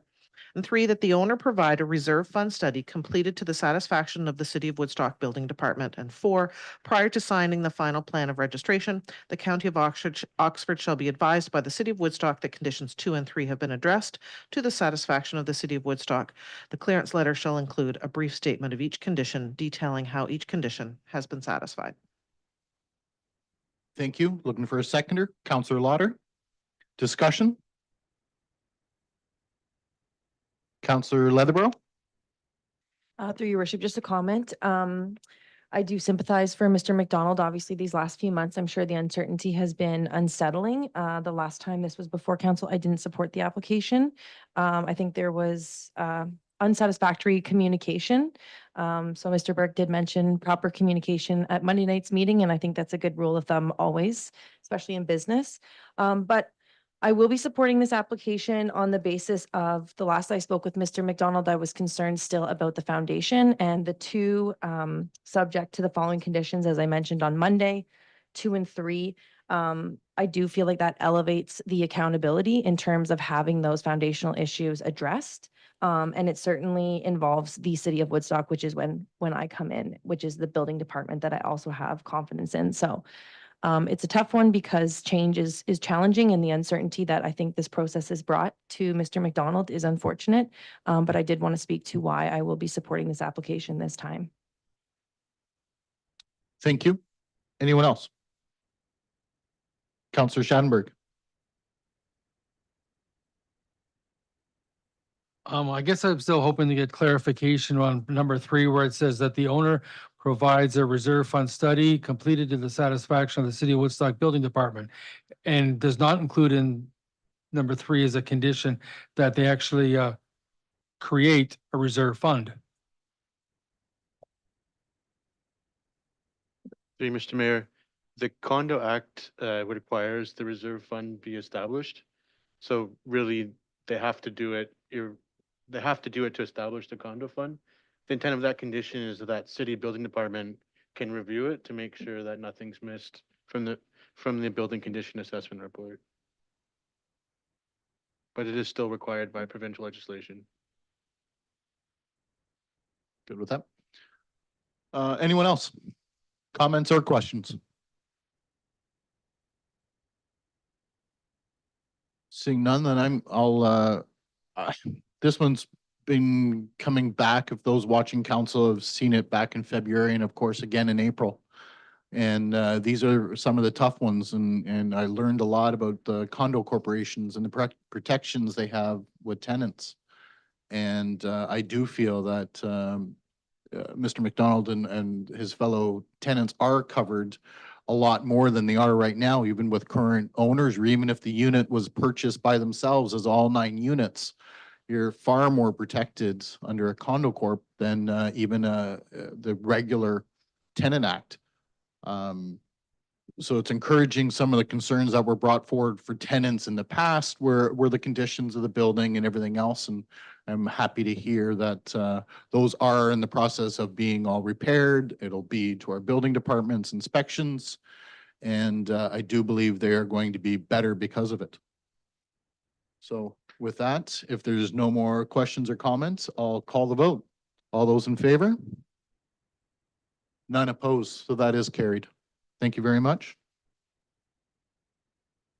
Next up, we have 9B, which is CD 24-02-8, application of draft to plan a condominium, an exception. This is 820 to 852 Alice Street. Mr. Gilbert. Thank you. This is a condo exemption and approval request. Essentially, there's an existing condominium consisting of 17 townhouse units. The condo was approved in 2013. Since that time, the applicant did a land swap with the city. The area in blue got added to the condo corp, and the area in green on plate 2 was transferred to the city. So this application will basically allow the condo corporation to be amended to reflect the new extent of the ownership, and staff recommends support of the request. Thank you. Any questions of Mr. Gilbert? Seeing none, looking for a motion on the floor. Counselor Lauder. Thank you. I'll move that Woodstock City Council advise County Council that the city supports the application for draft approval of a proposed condominium submitted by Oxford Standard Condominium Plan Number 109 and 1000641111 Ontario Inc., file number CD 24-02-8, prepared by Callan Dietz Inc., Ontario Land Surveyors for lands described as Oxford Condominium Plan 109, part of Block B, Plan M13 in the city of Woodstock. And further, that Woodstock City Council advise County Council that the city supports the application for exemption from the draft plan condominium approval process submitted by Oxford Standard Condominium Plan Number 109 and 1000641111 Ontario Inc., file number CD 24-02-8, prepared by Callan Dietz Inc., Ontario Land Surveyors for lands described as Oxford Condominium Plan 109, part of Block B, Plan M13 in the city of Woodstock. Thank you. Second by Counselor Leatherborough. Discussion or questions? Seeing none, call the vote. All those in favor? None opposed. That is carried. Next up, we have 9Z, which is N88-24-08, application for zone change, Woodstock Business Center, Inc. at 200 Montclair Drive. Mr. Gilbert. Thank you. This is a zone change to amend the regional commercial zoning to permit a veterinary clinic within an existing commercial plaza. The property is behind Walmart at the corner of Juliana and Montclair. And the intent is to add a veterinary clinic to one of the approved units in the building under construction. The regional commercial zone does permit a number of similar uses, including a medical clinic, a drugstore, and a retail store. And staff of the opinion that the veterinary clinic is appropriate within the regional commercial node designation and is a compatible land use. And as such, we recommend approval of the application. Thank you. Any questions of the planner? Seeing none, looking for a motion. Counselor Wismer Van Meer.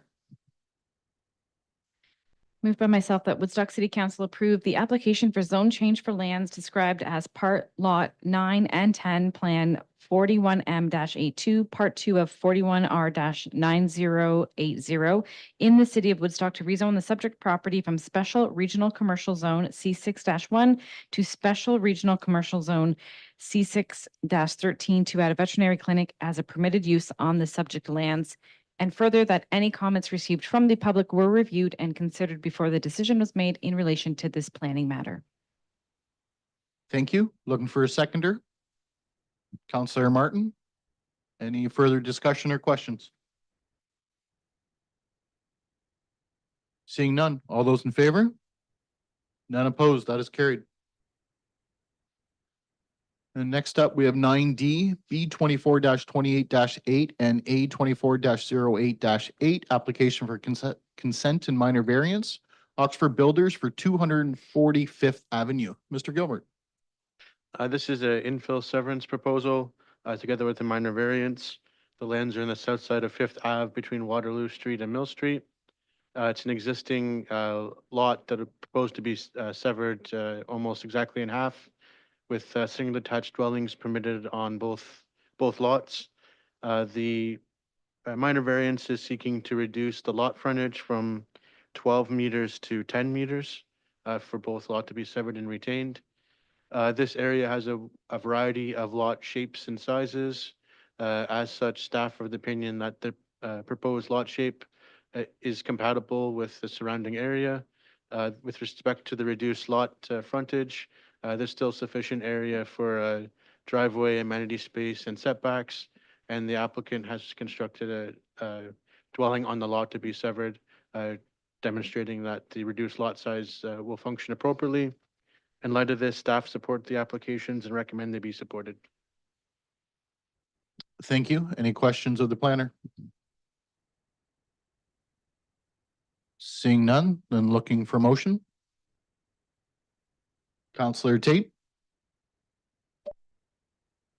I'll move that Woodstock City Council advise the Land Division Committee that that the city supports the proposal to sever the subject property, subject to the following conditions, which there are 6. And further, that Woodstock City Council advise the Land Division Committee that the city supports application file A 24-088 submitted by Oxford Builders Inc. for lands described as Plan 86, Part Lot 16, City of Woodstock, and municipally known as 245th Ave, as it relates to 1, relief from Section 6.2, Table 6.2 R1 zone provisions to reduce the required frontage for the proposed severed and retained lands from 12 meters to 10 meters to facilitate the severance proposed by consent application B 24-288. The recommended relief meets the 4 tests of a minor variance as set out in the Section 45 of the Planning Act as follows. 1, the relief is a minor variance from the provisions of the city's zoning bylaw. The relief is desirable for the use of the land. The relief maintains the general intent and purpose of the city's zoning bylaw. And 4th, the relief maintains the intent and purpose of the official plan. thank you. Second by Counselor Wismer Van Meer. Any further discussion or questions? Seeing none, call a vote. All those in favor? None opposed. That is carried. Next up is 9D. Brings us to B 24-17-8 and A 24-12-8. Application for consent and minor variance for 462 Griffin Way. Mr. Gilbert. This is a severance application to create a new vacant service commercial lot. The property is at the southeast corner of Devonshire and Griffin Way. The proposed minor variance would reduce the minimum lot depth on the lot to be retained from 75 meters to 74.8 meters. There's an existing automobile service station on the lot to be retained, and it's proposed that the lot to be severed will be developed for future service commercial uses. Staff are satisfied that the proposed size of the lot to be severed and retained is appropriate to accommodate the service commercial uses that are permitted in the C434 zone, and that the minor variance truly is minor, and it just reflects the existing, essentially the existing lot depth on the lot to be retained. Staff recommend the application be supported. Thank you. Any questions of Mr. Gilbert? Seeing none, looking for a motion. Counselor Lauder. Thank you. I'll move that Woodstock City Council advise the Oxford County Land Division Committee that the city supports the application for consent for lands described as Concession 1 Parts Lot 13, formerly Township of Blandford, in the city of Woodstock to facilitate the creation of a new vacant service commercial lot subject to the following 4 conditions. Thank you. Do I have a seconder? Counselor Wismer Van Meer. Any further discussion or questions? Seeing none, all those in favor? None opposed, that is carried. And last for tonight is 9F, OP 23-10-8 and ZN 8-23-16, application for official plan amendment and zone change for 335 Juliana Drive. Mr. Gilbert. These applications seek to amend previous approvals that are granted by City Council and Oxford County Council. The lands are designated high-density residential with a special policy area, which permits 142 dwelling units. And the lands are zoned special R4 zone, which permits 142 dwelling units and reduces the parking requirements slightly and provides for some setbacks for underground parking. Through this application and the official plan application, the applicant is seeking to redesign the existing building. So the actual footprint of the building remains the same, but they're increasing the units from 142 to 213, primarily by making the units smaller, as well as adding an additional story, a 13th floor, that'll be used for amenity space for the residents of the building. To accommodate the required parking, the applicant has 2 levels of underground parking, together with some surface parking. The surface parking will accommodate the visitor parking, but the parking for the units will be provided underground. The overall parking requirements are 1.5 spaces per unit, but through this proposal, the applicant's providing 1.4 spaces per unit, which is more than what we typically see for an apartment building of this size. Staff have no concerns with the proposed development. The applicant submitted updated traffic impact studies, shadow studies, and servicing studies. And the application will go through the site plan approval process prior to be given final approval and being eligible for building permits. The density is certainly at the top end of what would be permitted, but the applicants demonstrated that it can work on this site, and the use of amenity areas on the 13th floor will provide the opportunities for the tenants that may not be present given the development of the site otherwise. Given this, staff are supportive of the applications and recommend that the official plan amendment be supported and that the zone change be approved in principle. Thank you. Thank you. Any questions, council, to the planner? Seeing none. Okay, well, thank you very much, Mr. Gilbert. Looking for a motion on the floor. Councillor Leatherborough. Moved by myself that Woodstock City Council support the application to amend the official plan file number OP 23-10-8 submitted by Tiffany Development Corporation for lands legally described as Part Block 137, Plan 41M234, Part 3, 41R-8712 in the city of Woodstock to amend the current height density residential designation that applies to the lands to increase the density of development and facilitate the establishment of a 13-story residential apartment building with up to 213 units. And further, that Woodstock City Council approve in principle the zone change application, file number ZN 8-23-16, submitted by Tiffany Development Corporation for lands legally described as Part Block 137, Plan 41M234, Part 3, 41R-8712 in the city of Woodstock to amend the text of special residential 4 zone R4-4 to facilitate the development of a 13-story residential apartment building with up to 213 dwelling units, and further that any comments received from the public were reviewed and considered before the decision was made in relation to this planning matter. Thank you. Second by Councillor Schattenberg. Further questions or comments? Councillor Wismer Van Meer.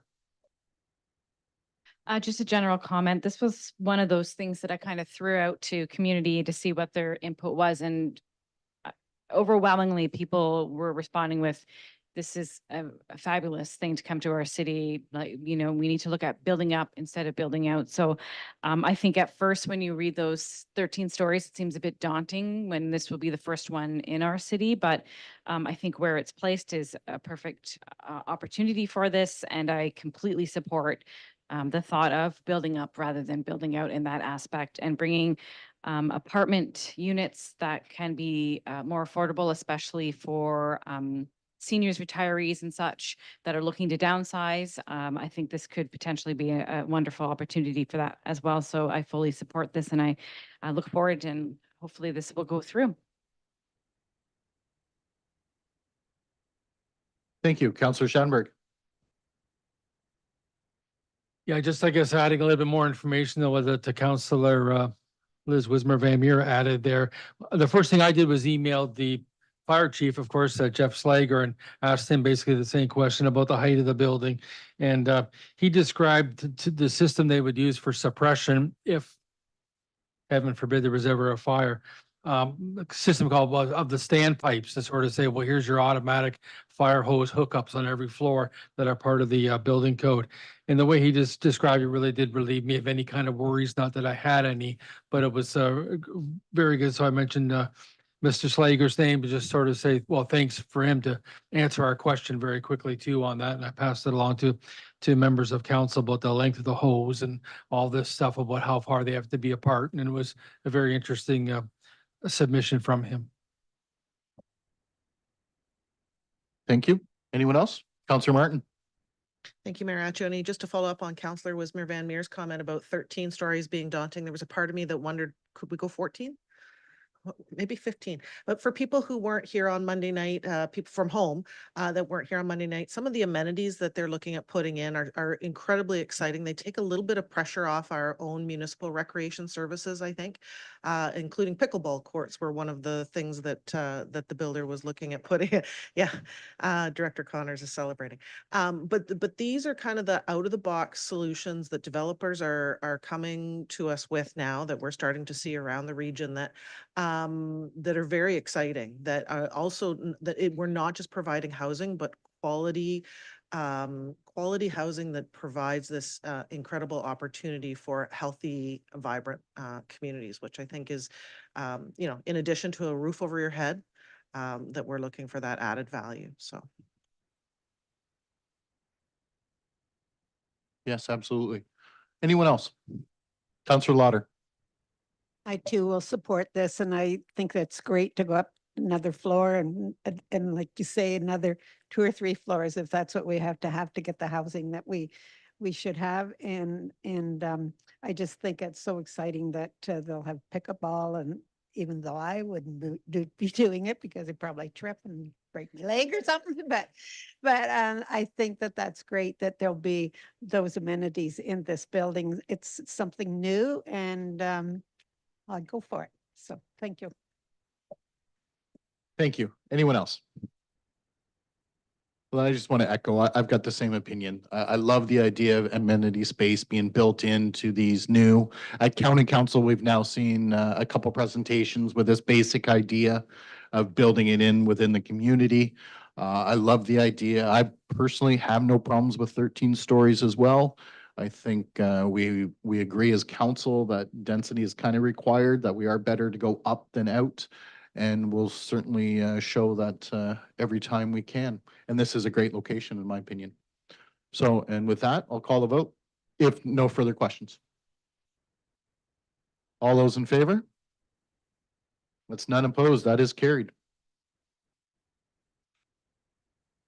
So next up, we do have consideration of correspondence. Or sorry, we have no consideration of correspondence that I'm familiar with, but we do have a staff presentation. And with that, I'll welcome Mr. Agram, Manager of Asset Management. Welcome. Thank you, Councilor.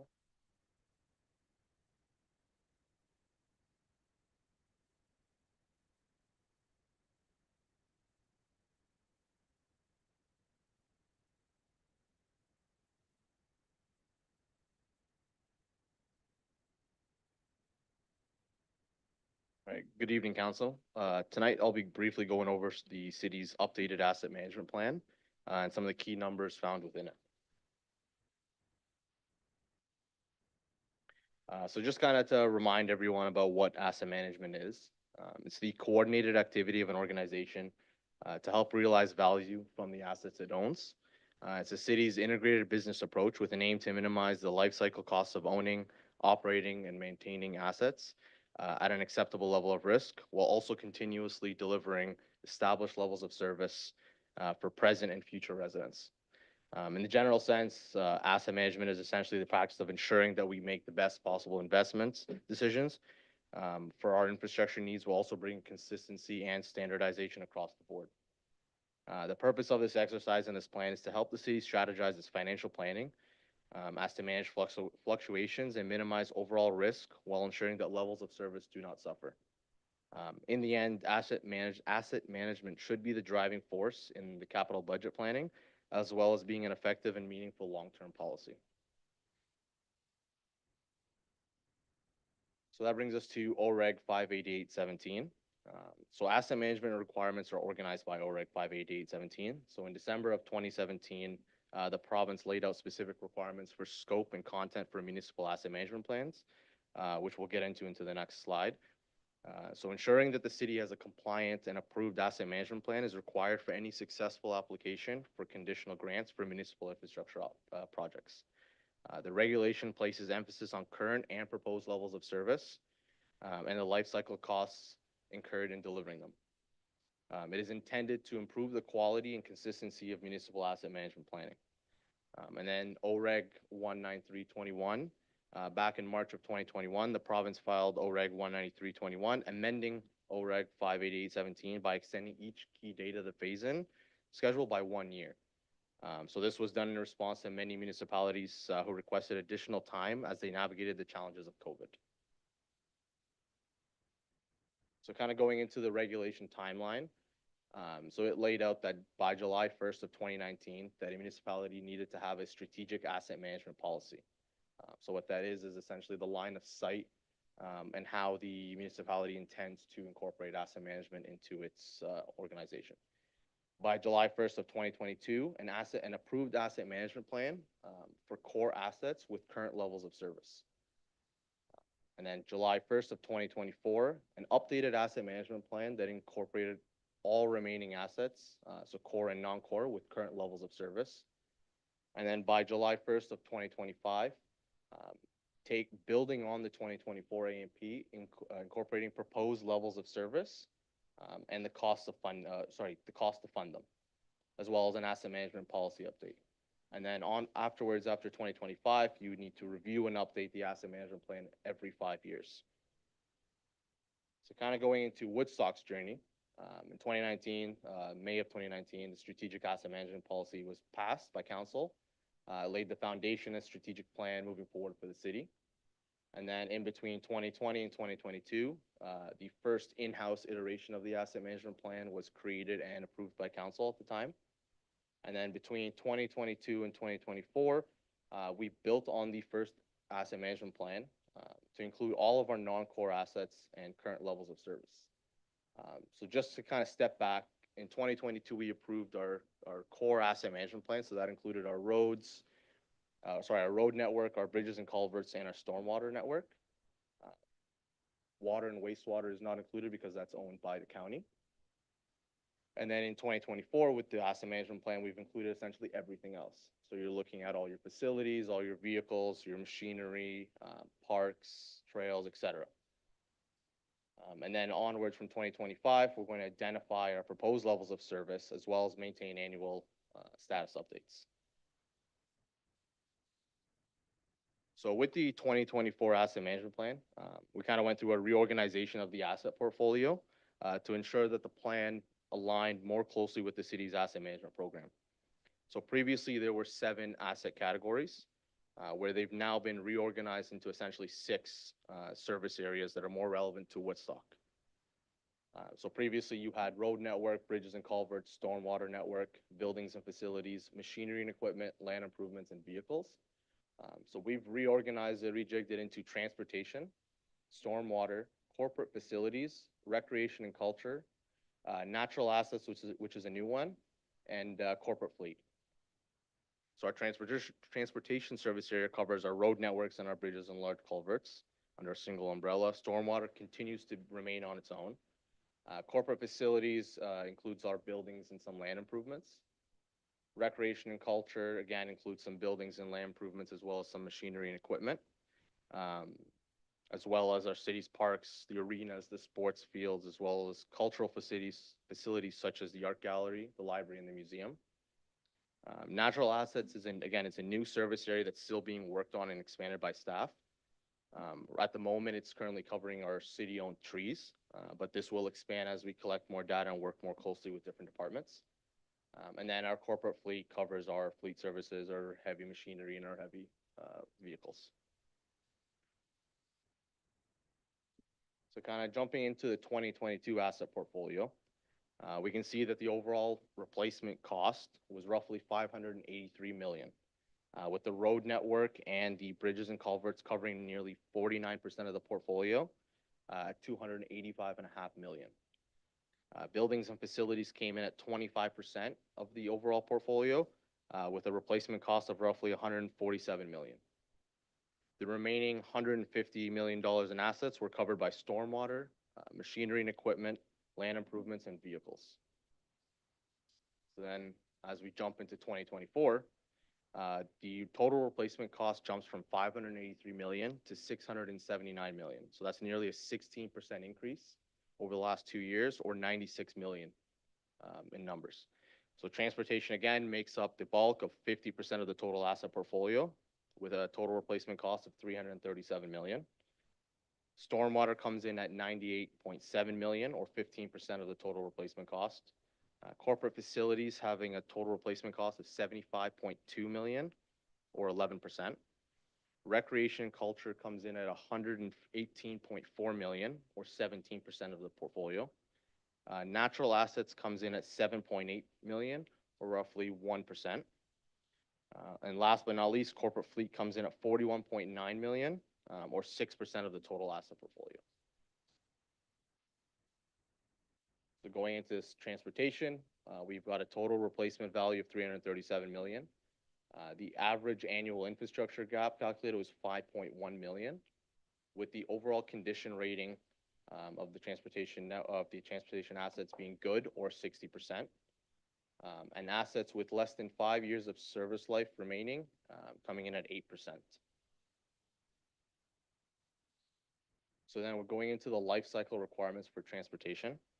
So this graph illustrates the forecasted life cycle requirements over a 10-year period for the transportation service area. The cost required to maintain existing levels of service was determined to be roughly 10.8 million annually to ensure asset performance in perpetuity. The average forecasted funding over the upcoming 10-year period was determined to be 5.7 million annually, resulting in a funding gap of 5.1 million.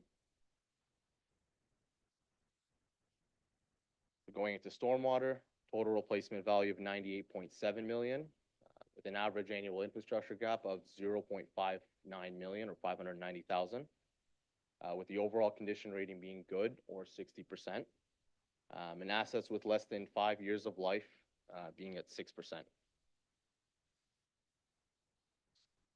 So this graph illustrates the forecasted life cycle requirements over the next 10-year period. The cost required to maintain existing levels of service was determined to be 1.55 million annually to ensure asset performance. The average forecasted funding over the next 10-year period was determined to be 0.96 million or 960,000, resulting in a funding gap of 0.59 million or 590,000. So going into corporate facilities, total replacement value of 75.2 million, with an average annual infrastructure gap of 1.58 million, with the overall condition rating being fair or 52%. Assets with less than 5 years of life, 20% of the corporate facility assets. And then going into the life cycle requirements, the cost required to maintain existing levels of service was determined to be 3.1 million annually to ensure asset performance. And the average forecasted funding for the upcoming 10-year period was determined to be 1.52 million annually, resulting in a funding gap of 1.58 million.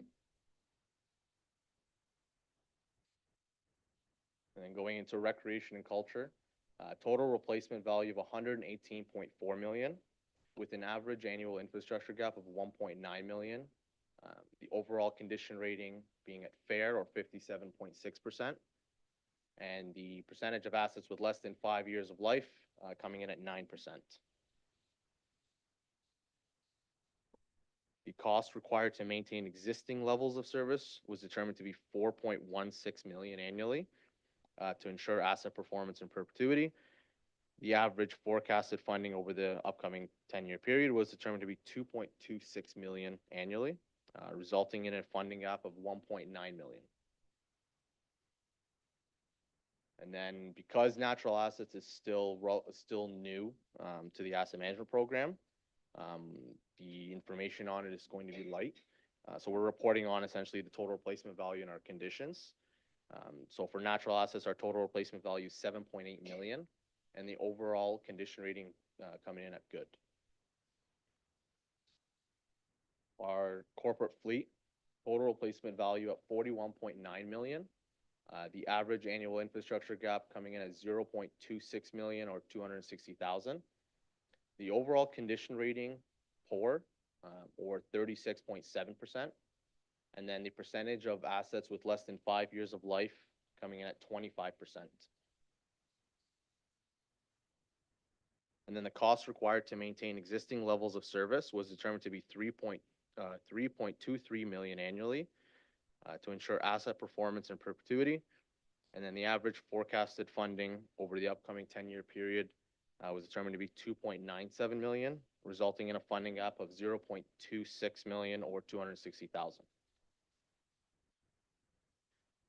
So overall, the annual capital requirements. So this chart right here represents the anticipated annual capital requirements based on actual assets that have been identified as requiring replacement over the next 10 years.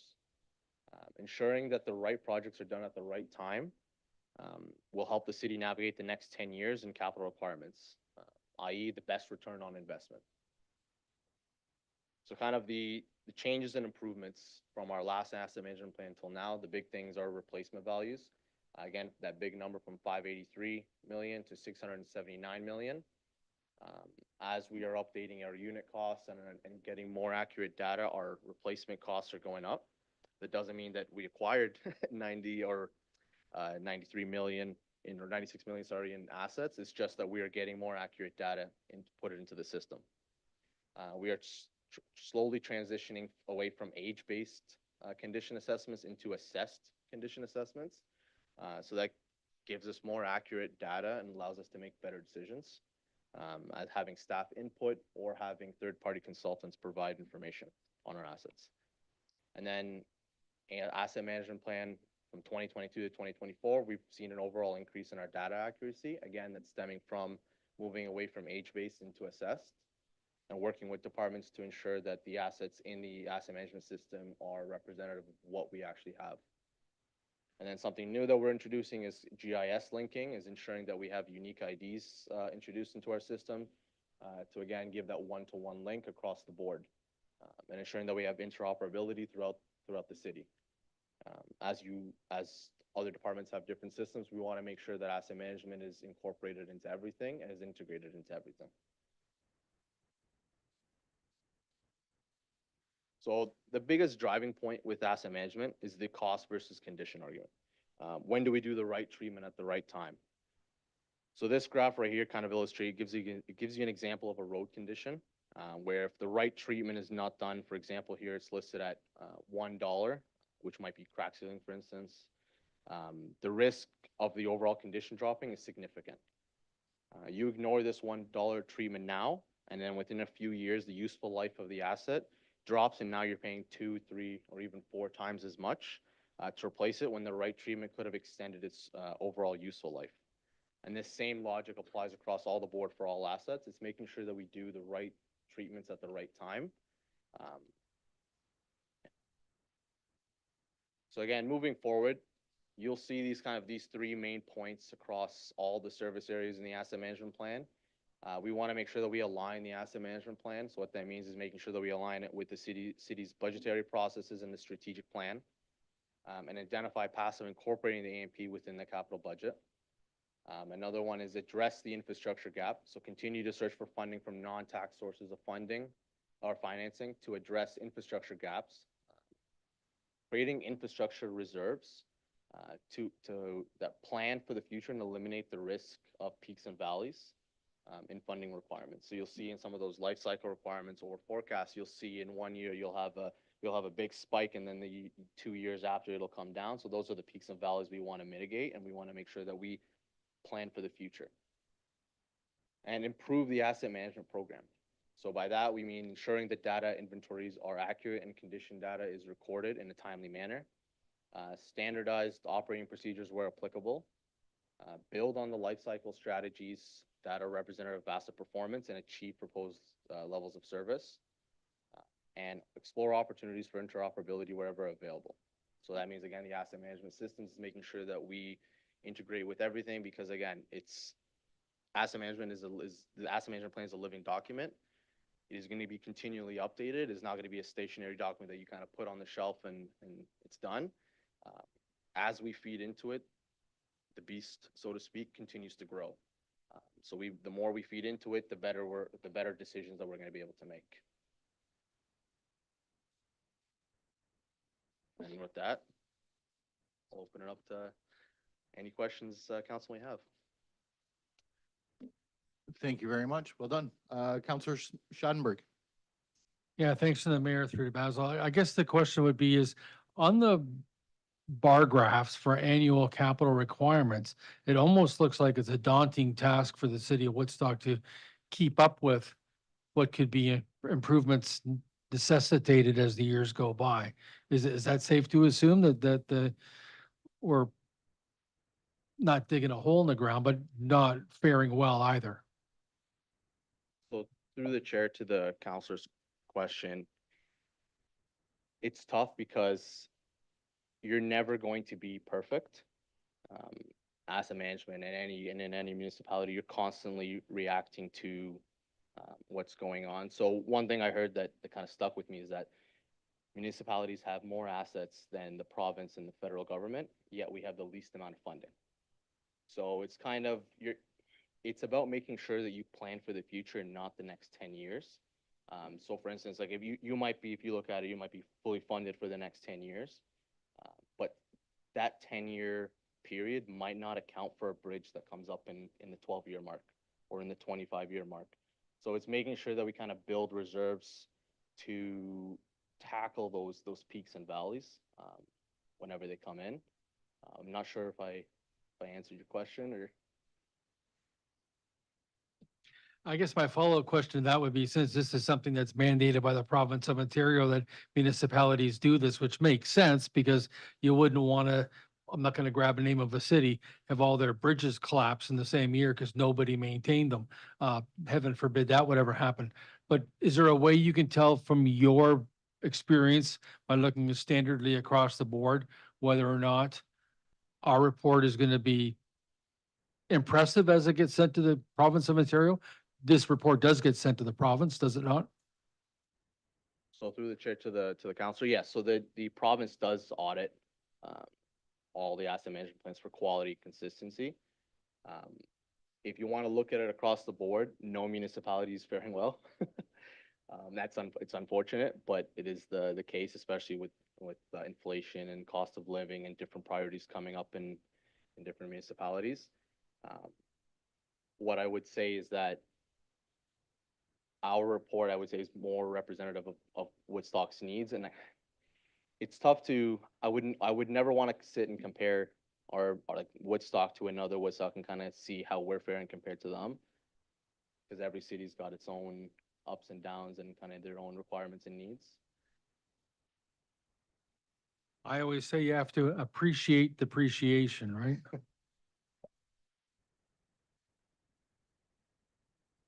Anyone else?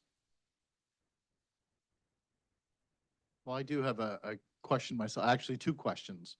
One is in the natural assets. You said it's new and you mentioned trees. Would this include our parkland as well, or is this like physical, just trees? So through the mayor, yes, so this would include any natural assets, wetlands, trees. At the moment, it only includes our city-owned trees in our parks and on our roadways or on our boulevards. But again, we are working with the forestry division to incorporate more of the natural assets into the asset management plan. Okay, my next question is the 97 million difference between 2022 and 2024. Would you say that is because we've added a lot more assets or more inflationary effects? So through the mayor's question, I would say it's a mix of adding assets, but also updating our replacement costs. So one thing I'd point to is the bridges replacement cost. I believe in 2022 it was listed at 9 point something million in replacement costs, and that's jumped up into 30 million. Yeah. And we haven't acquired any new bridges. So that's, again, it's making sure that we have accurate and reliable data. And that's kind of the big exercise that we've been doing over the last 2 years, is making sure drilling, are the numbers accurate? Are they representative of tender costs? If the bridge was to go down, how much would it really cost to replace that, and not kind of look at it from a generic kind of view. Perfect. Okay. Well, thank you very much. Anyone else before we, oh, Councillor Martin. Yeah, just sort of a really quick question just on what you said there through the chair. Making sure that the data is accurate and relevant. And I was at a conference a couple of weeks ago and there was a presentation on using AI as an asset management tool. Is that being used by municipalities of our size in Ontario right now, or are we just not there yet? Through the chair to the council's question, not that I'm aware of. I don't know any municipalities that's using AI in asset management. Yeah. These systems do, like, again, the more data you feed in it, the more it'll output. So it does have the ability to forecast and kind of do some of the heavy lifting for you. But it will only go so far. Okay. Anyone else? Seeing none, thank you very much. Appreciate the presentation. Actually, a lot of good data there. I really enjoyed that. No resolutions required as this is dealt with department reports, item 14B.1. No mayor's reports tonight or councilor reports, but we do have some department reports this evening. 14A is administrative services, 14A1, 2023 to 2024 dedicated gas tax funding for public transportation. Looking for a motion. Councillor Schanberg. Yeah, motion that Woodstock City Council refer the report regarding 2023 to 2024 dedicated gas tax funding for public transportation to the bylaw section of the agenda. Thank you. Second by Councillor Tate. Questions or discussion? All those in favor? That is carried, none opposed. Next up from engineering, we have 14B1 City of Woodstock 2024 Asset Management Plan. Councillor Lauder, seconded by Councillor Leatherborough.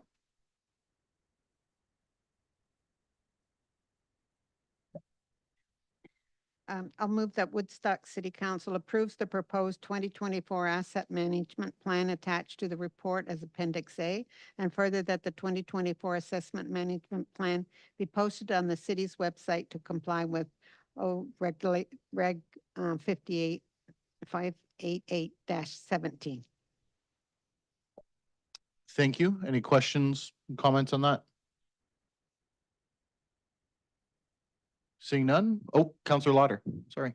I'll just say that there was a lot of deep reading and a lot of thought to things to think about, and you read about gaps and I get excited about, oh God, what is happening here with the gaps and that. So there was a lot of work put into that, and I appreciate the thought and the work that has been done on this.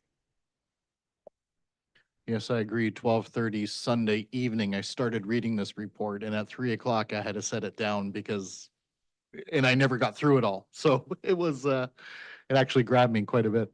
Anyone else? Seeing none, I'd just like to say thank you, staff, for putting that together. Like I said, it was quite good. All those in favor? None opposed. That is carried. 14B-2 Strategic Asset Management Policy Update. Looking for a motion? Councillor Wismer Van Meer. Moved by myself that Woodstock City Council approves the updates to Council Policy AS 011 Strategic Asset Management Policy. Thank you. A seconder? Councillor Lauder, discussion or questions? Seeing none, all those in favor? None opposed, that's carried. Next up, we have 14B.3 William Street renaming. Councillor Tate.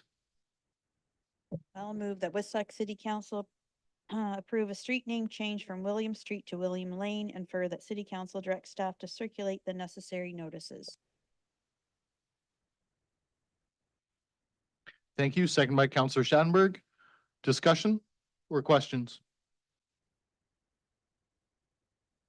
Seeing none, I'll call a vote. Oh, Councillor Schattenberg. Yeah, not that I want to continue the meeting longer than it needs to be, but I do remember growing up in the city of Woodstock that there used to be train tracks through there back where for example, even where the fire hall is on Van Sittert train tracks, where it kind of ran through there and over through where McKinney Lumber used to be. And so William Street used to go through to what was the IGA, and then later became Beckett Farm Markets, et cetera. And of course, that's all gone nowadays. And William Street does not go through anymore to what are now the townhouses that Losi built through there, and Riddell Street, 225 Riddell, I think is the address. So now that the street is much shorter and think only has 6 or 7 residences on it. I think it's appropriate to change it and get rid of the confusion with what's currently existing in the Southwest Oxford Township Southwest and Oxford. Dorland subdivision. Yes, thank you. Anyone else? Seeing none, all those in favor? None opposed. So again, that's purely for those watching and curious why there's a lot of confusion between post offices and deliveries and things like that. That's why that got brought forward.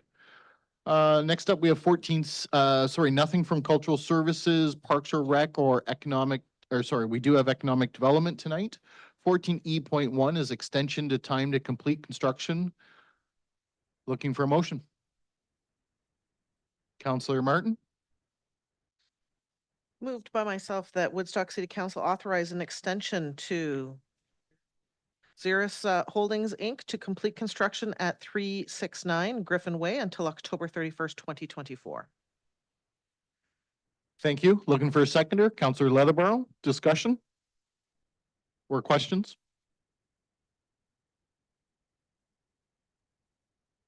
Seeing none, all those in favor? None opposed. That is now extended and carried. Next up, 14E2, sale of 453 Dundas Street, Small Business Center. Councillor Schattenberg. Yeah, motion would be the Woodstock City Council declare 453 Dundas Street surplus, and further that Woodstock City Council authorizes the mayor and clerk to sign the agreement of purchase and sale with Mark and Mallory Keene, and that the necessary bylaw be read. Thank you. Do I have a seconder on that? Councillor Wismer Van Meer. Discussion, Councillor Schattenberg. Yeah, I know our downtown development commissioner is here tonight, Carrie Jarvie, and she sat through a fairly long meeting so far, but maybe just the importance of the fact that even the small business center is relocating, and some people in the city of Woodstock need to be reminded about that and why this became surplus in the first place. Of course, through your worship, to the councilor's question, the Small Business Center will be relocating with all of the whole economic development team. We're going to be moving into the west end of the Market Center building. I was moving there on my own, but I'm so fun. They're all coming with me. So you'll now have all of economic development on the main floor with the Small Business Center and bylaw. So it's going to be great to have us all together.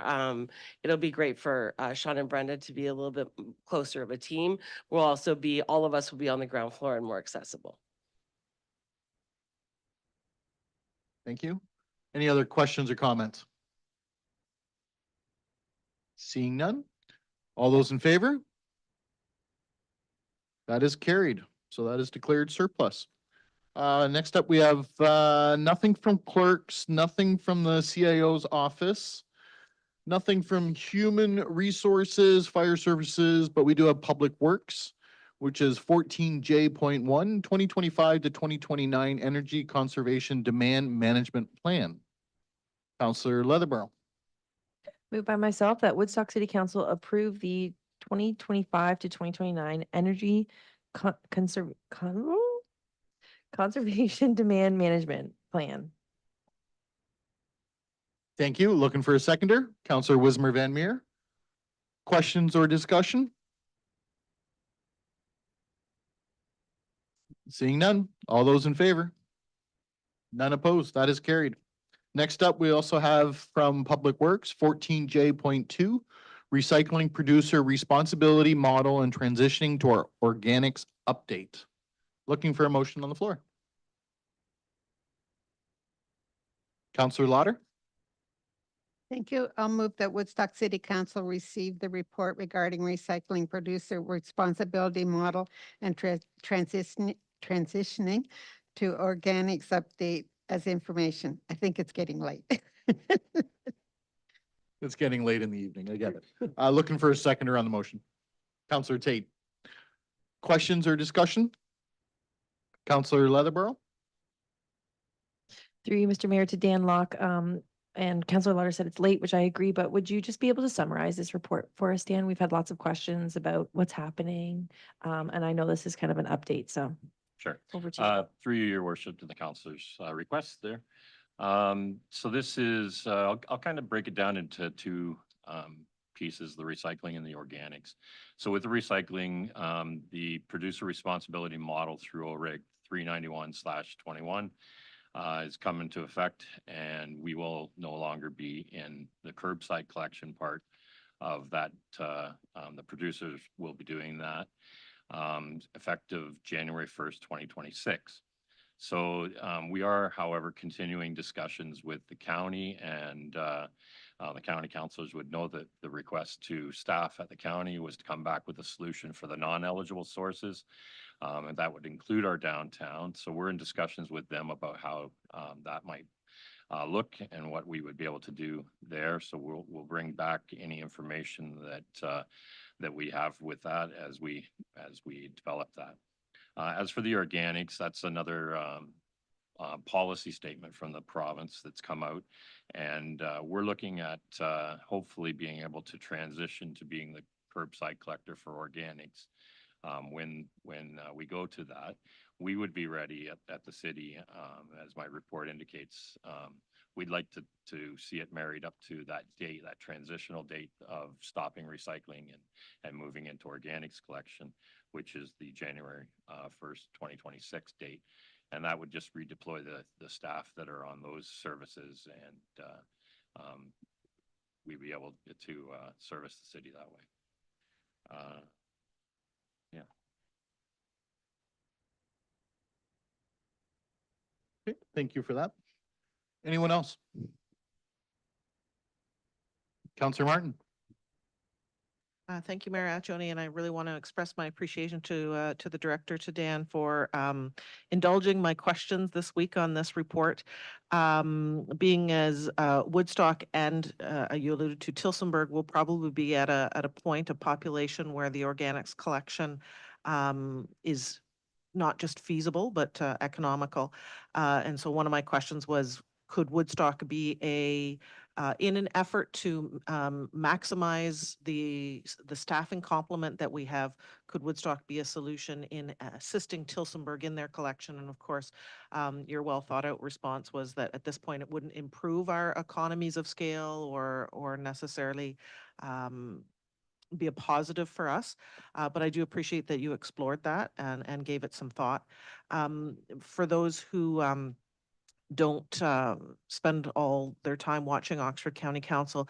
The report that was brought forward to us not too long ago, that at the county level, they don't know that they will be, they actually don't think that they'll be able to transition fully across the county-wide on January 1st, 2026. So that does create some gaps for us here at the city. And so to be able to put some thought into how can we, as a municipality, move forward. Really looking forward to seeing some solutions on that, not just for our own staffing, but for the long-term viability of the Salford landfill. And I say this every time I cut open a watermelon, that watermelon rind goes into your black bag, that if we could divert that along with all of other intended and unintended waste, we are not just creating jobs and maintaining our staffing complement, but environmentally, it is the right thing to be doing. And the sooner that we can get to that point, has my absolute full and undying support. Thank you, Councillor Martin. Now I'm craving watermelon. Anyone else? Councillor Schanberg. I guess not to put Mr. Locke on the spot or not, but it really does create a bit of a conundrum when the county of Oxford works on things like zero waste, quote unquote, zero waste, when you've got the province of Ontario changing the rules or wanting to change the rules. And it's got nothing to do with teaching an old dog new tricks. It's got more to do with what made sense versus what is projected to be happening by January the 1st, 2026, when the whole idea is, as Councillor Martin says, divert and recycle as much as you can.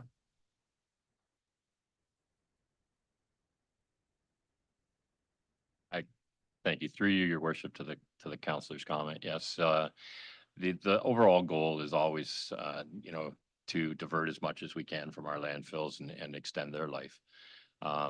and it is the right thing to do.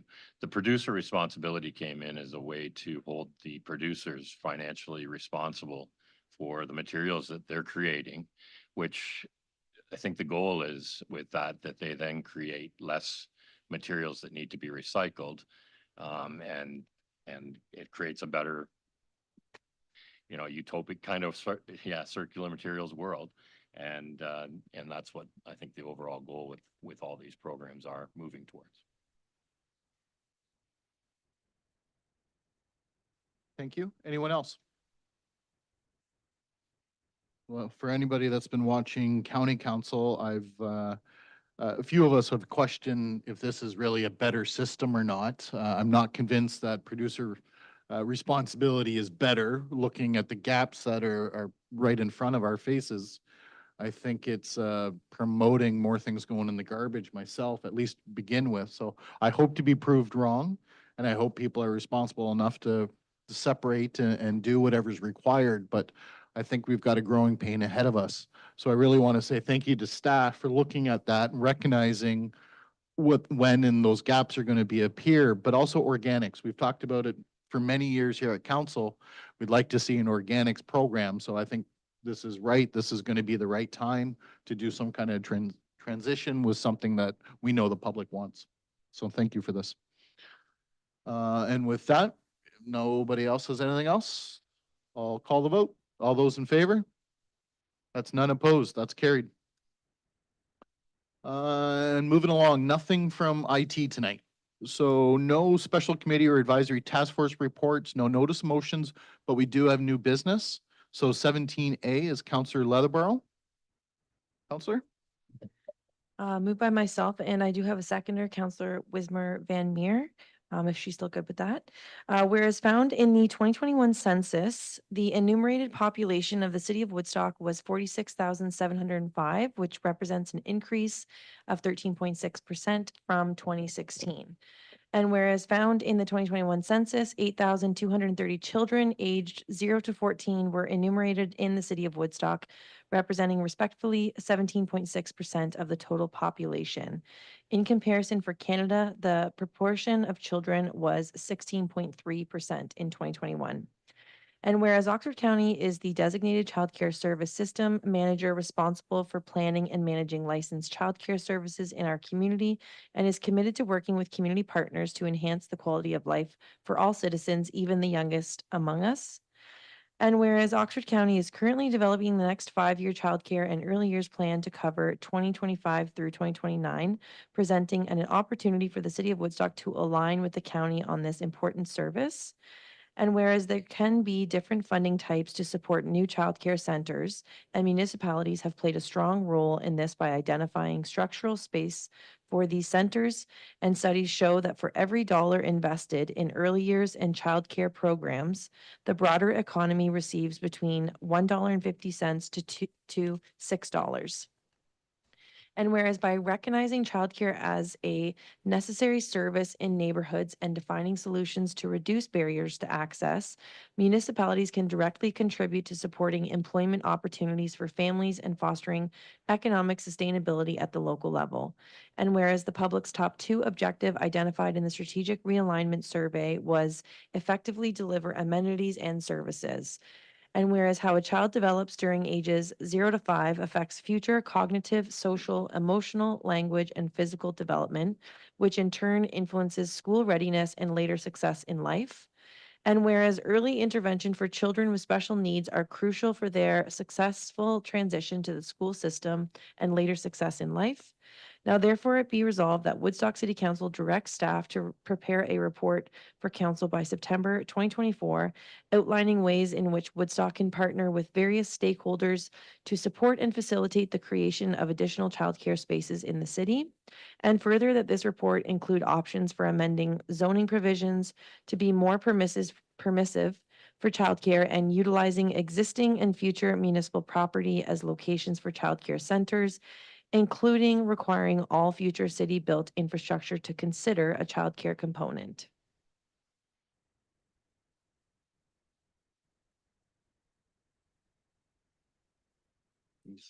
Thank you. Councillor Leatherborough, discussion?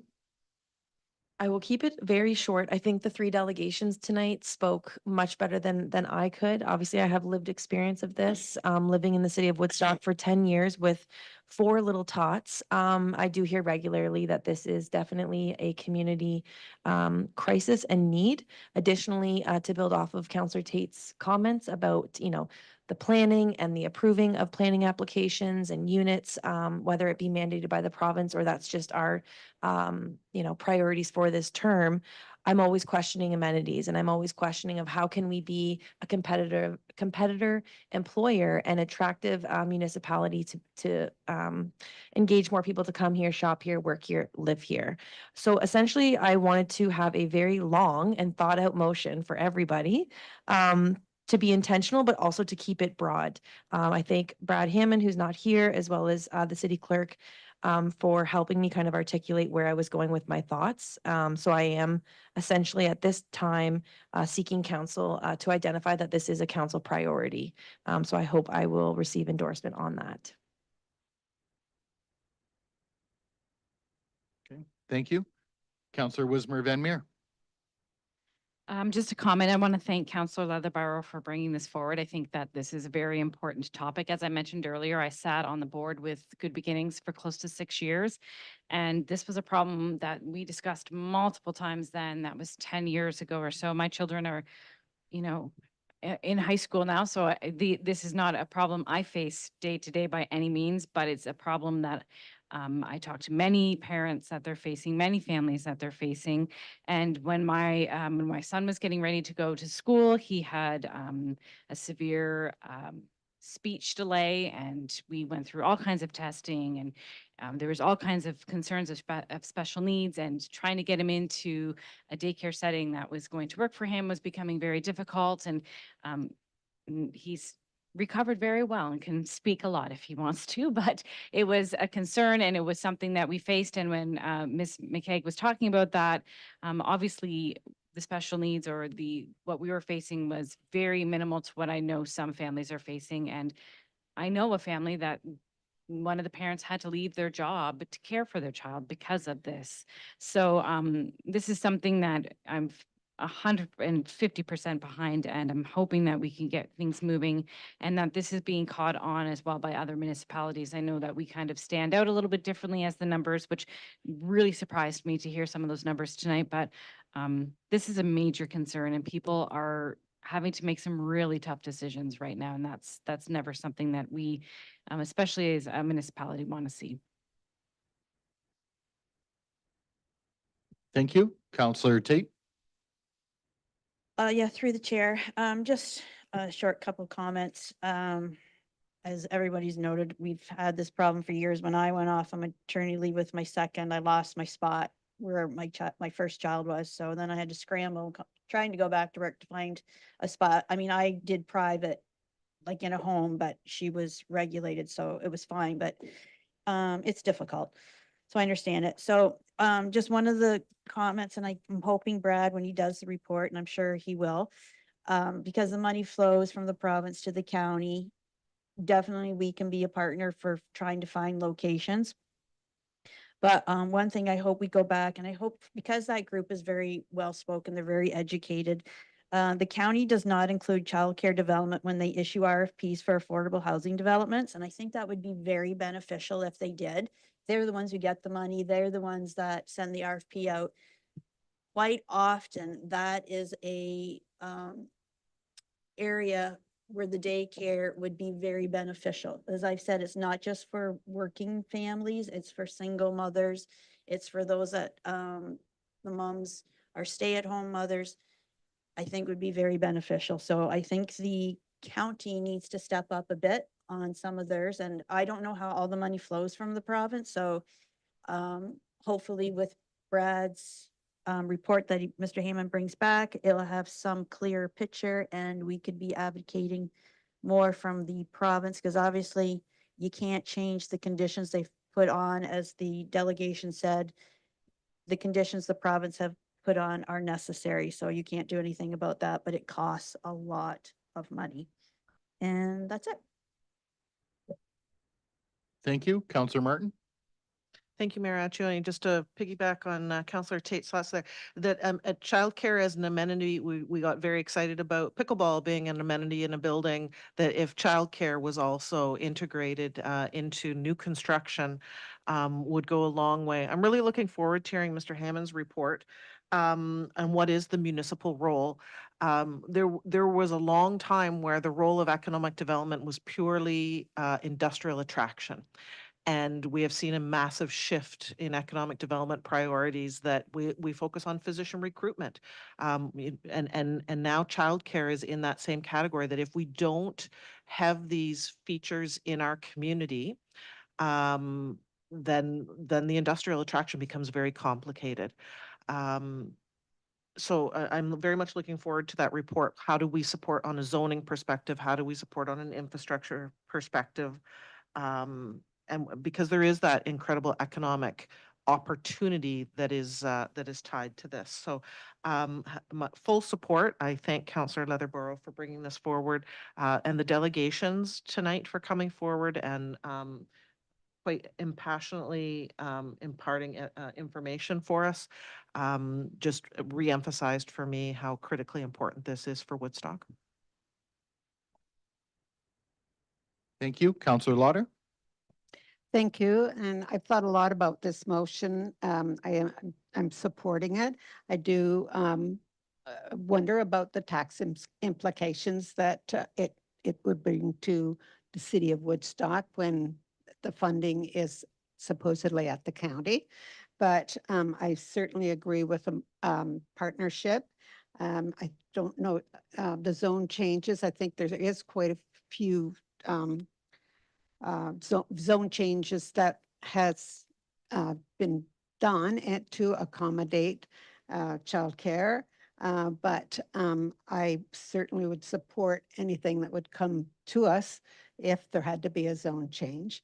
And I understand the proposals for the daycare centers are abandoned due to funding and locations, et cetera, to meet the requirements of the ministry. So I think that as our delegation spoke to us, it's so hard to find something that is suitable and will meet all those requirements. And since funding is for this is to aim, it's to meet the 37%. And as our delegation has said, I think this council should be requesting additional funding through to the county from the province or the federal government, whoever is helping to fund this. And I think that this is something that we can maybe push and send out a resolution to other municipalities requiring this, because I'm sure we're not the only city that's having this issue. And I think that's important that more money is coming down to help out for this important daycare issue. Thank you. Thank you. Councillor Leatherborough. Through your worship, just to follow up on Councillor Lauder's comments. When I was doing some of my research, I looked at Peterborough. The city of Peterborough actually has like a budget line where they provide daycare service as if it was in the Parks and Recs department. So definitely not suggesting that is the first swing at this pitch. But further to that, I know Brad's not here, and hopefully that report is long and detailed. But we were talking about, in best case scenario, whether it's future infrastructure related to rec or city hall expansion, or even if it was the South Gate, if we were 10 years ago, that infrastructure, considering ways of which you can partner and money will flow. Or if the province and the federal government agree within the next year to say, okay, we're going to provide capital funding to regional governments or municipal governments, I would hope at the very least that we could have our ducks aligned, so to speak, to make sure that we're elevating, again, the need that we're kind of always waving our hand to say, pick Woodstock, but truly that's what I'm hoping ultimately comes from this request. So I think that those points are valid, and yeah, certainly not adding childcare into the budget line for next year's budget, but I think that it's important. Residents talk about it a lot, and I look forward to this report coming back if this is supported.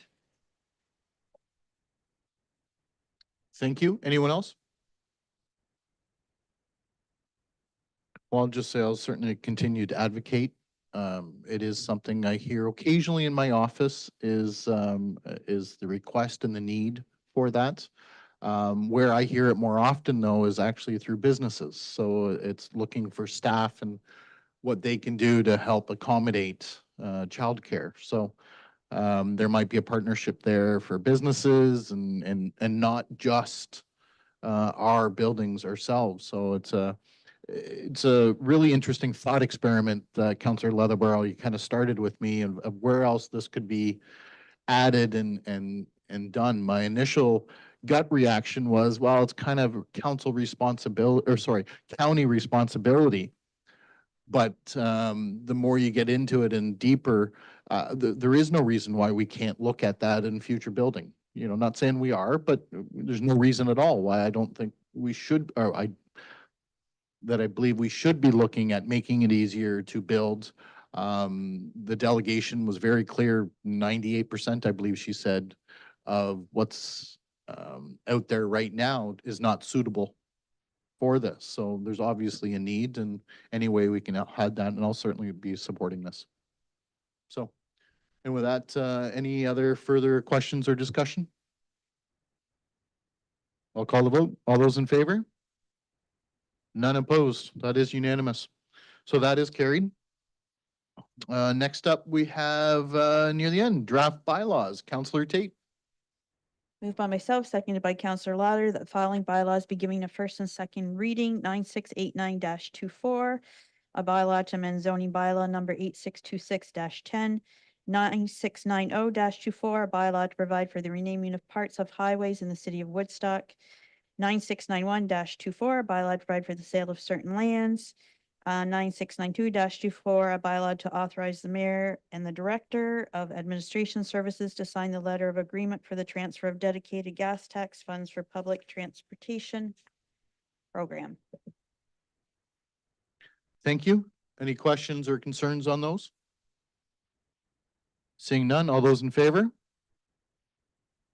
None opposed? That's carried. Councillor Tate. Moved by myself, seconded by Councillor Leatherbarrel, that the following bylaws be given a third and final reading, 9689 to 9692. Thank you. Last chance. Any questions, concerns with those? With that, all those in favor? That is carried. None opposed. And with that brings us to questions and addresses by members of council. And tonight we are going to start with Councillor Tate. I would like to say congratulations to our downtown development officer. I know you're on your honeymoon for the last meeting, and congratulations on your wedding, soon to be Mrs. Baird.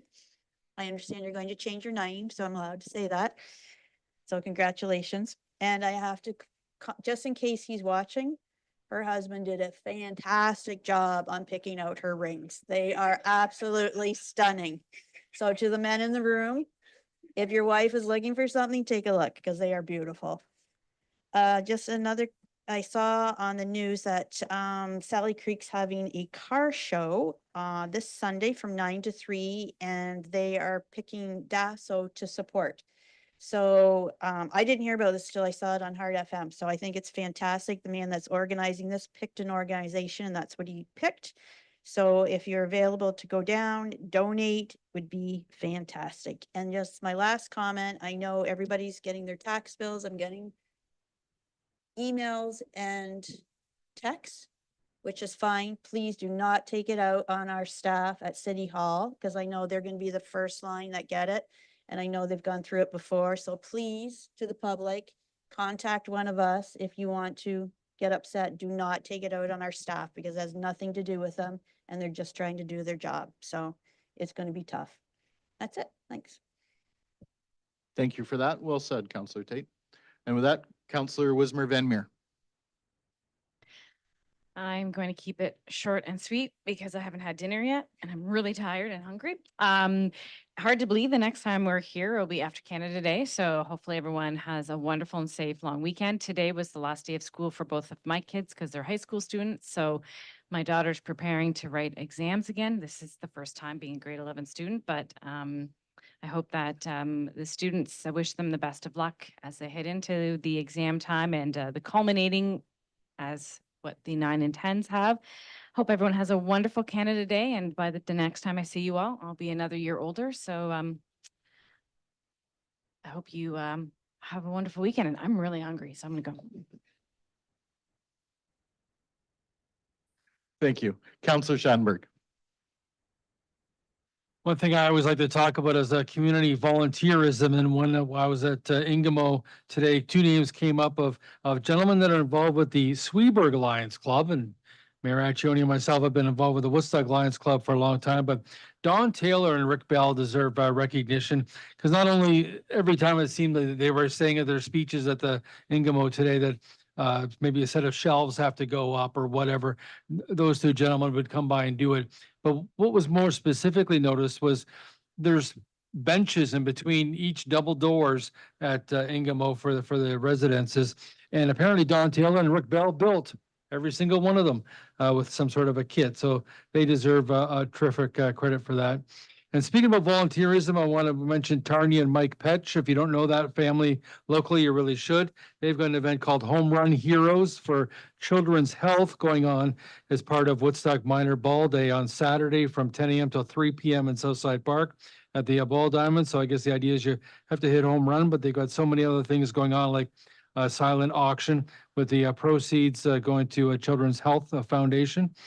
And speaking about sports, the Woodstock Youth Ball Hockey League, I could ask Brian Connors lots about that association as a nice user group sort of for the off season from hockey use at the Woodstock Arenas, both the Civic Center, and I would guess it's the green pad at the complex. But they have their league finals going on Saturday. So at the Civic Center, for example, at 2 p.m., the under-10 championship is the Leafs against the Habs. And the other under 10 championship is the Red Wings versus the Senators. So if you ever want to sort of check out what's going on at the Civic Center and the complex for the Woodstock Ball Hockey League, that's very interesting. And no one's mentioned yet, Saturday and Sunday from 9:30 till 4 at the fairgrounds is the 24th Wiener Fest Home County Festival.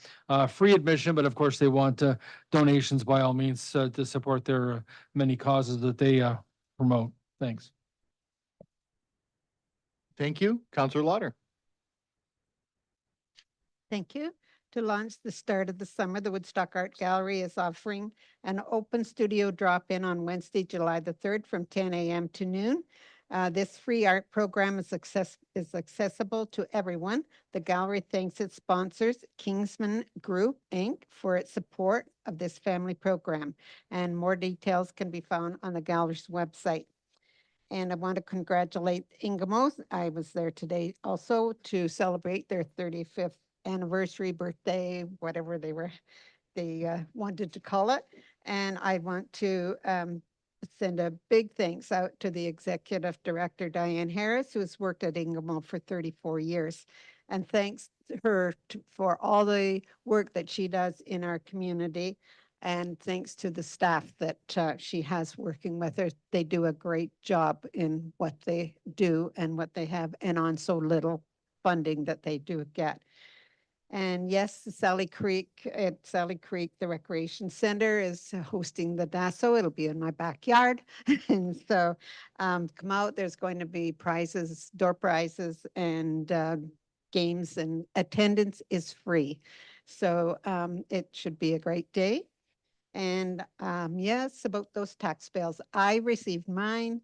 My assessment is $266,000, and my increase was $355. So judging from that, look at your assessment and go from there on what you might be looking at for an increase. So just take a notice, though, that there is a county levy on there, and check out that levy too. So thank you, and looking forward to the time off between now and our next council meeting in July. Thank you. Thank you. Councillor Leatherborough. Thank you. So summer is, yes, almost upon us. Tomorrow I'm going to Clover Mead with a bunch of grade ones, which I'm so excited about. But that leads me to think of the Woodstock Public Library. This Saturday, the TD Summer Reading Club kicks off, which is all summer long for ages 3 to 12 years. It says blast off with the TD Summer Reading Club this summer and discover unexplored worlds, new adventures, and out of this world galaxies. So if you're in Woodstock this Saturday, go and check that out, sign up. And if you don't have a library card, activate it now. And I'll remind everyone this month, this meeting and the next month that Street Fest is coming back in July. The Street Fest late night shopping kickoff is Thursday, July 18th, kickoff theme. And then July 19th and July 20th is Street Fest downtown. And then the Southgate Car Cruise is Sunday, July 21st. So I'll promote that next month as well. And also looking forward to a little bit of downtime between this meeting and next meeting. Stay cool. Thank you. And Counselor Counselor Martin. It's getting late, so I'll be brief, but summer reading program is an incredible program in our community. My children loved that program and still to this day love to read as a part of that influence. Family Pride Day was this past weekend. It was incredibly well attended. So much support from community groups, local businesses, allies. It was fantastic to see, but Pride Month isn't over, nor does our support for the 2S LGBTQIA plus community need to stop. There is the Pride Escape Room at the museum, and I believe they still have some vacancies. And it's okay to show our support each and every day throughout the year. We had the delegation from the Safe and Well Committee. Those meetings are public. They're open to the public, and the next meeting is on Monday morning. If anyone is interested in coming, Councillor Leatherborough, you've been to one or two. So it's just across the street at the County Admin Building, room 129. I believe it's at 10 a.m. on Monday morning. I will be there. Thank you very much. A lot was mentioned already. I want to also say happy anniversary, I suppose, to Ingamo. I mean, I hate there's a need like that in our community, but there is. And I want to also recognize Diane Harris has been there 34 out of 35 years, and that's absolutely incredible to her, but also her staff. Big supporters there. Wienerfest was mentioned. What wasn't mentioned is I'll be in the dunk tank at 2:30 on Saturday afternoon. So come and have your tax pains, feel free to throw a ball. Make sure you hit the target, not me, please. And I will certainly be willing to get wet for a cause. Also planning on attending the Home Run Heroes for Children's Health at Southside Park. That's going 10 till 3 this Saturday. A couple of things that were not mentioned. I like going to schools. It's no secret. Been to a lot of schools in the past, talking to various grades. But tomorrow, I'm going to be in Algonquin School, but also I'm going to St. Mike's in the afternoon, and I'm sitting down with MP Arpan Canna and MPP Ernie Hardiman and myself. So we're going to have a couple hundred students questioning and asking questions about the different layers of government, and I'm really excited for that. This is a little different than the norm, and it's called a fireside chat, so we'll just be talking and again, looking forward to that. A lot of people may remember Santa Claus, big Santa Clauses, inflatable Santa Clauses up Carn Road.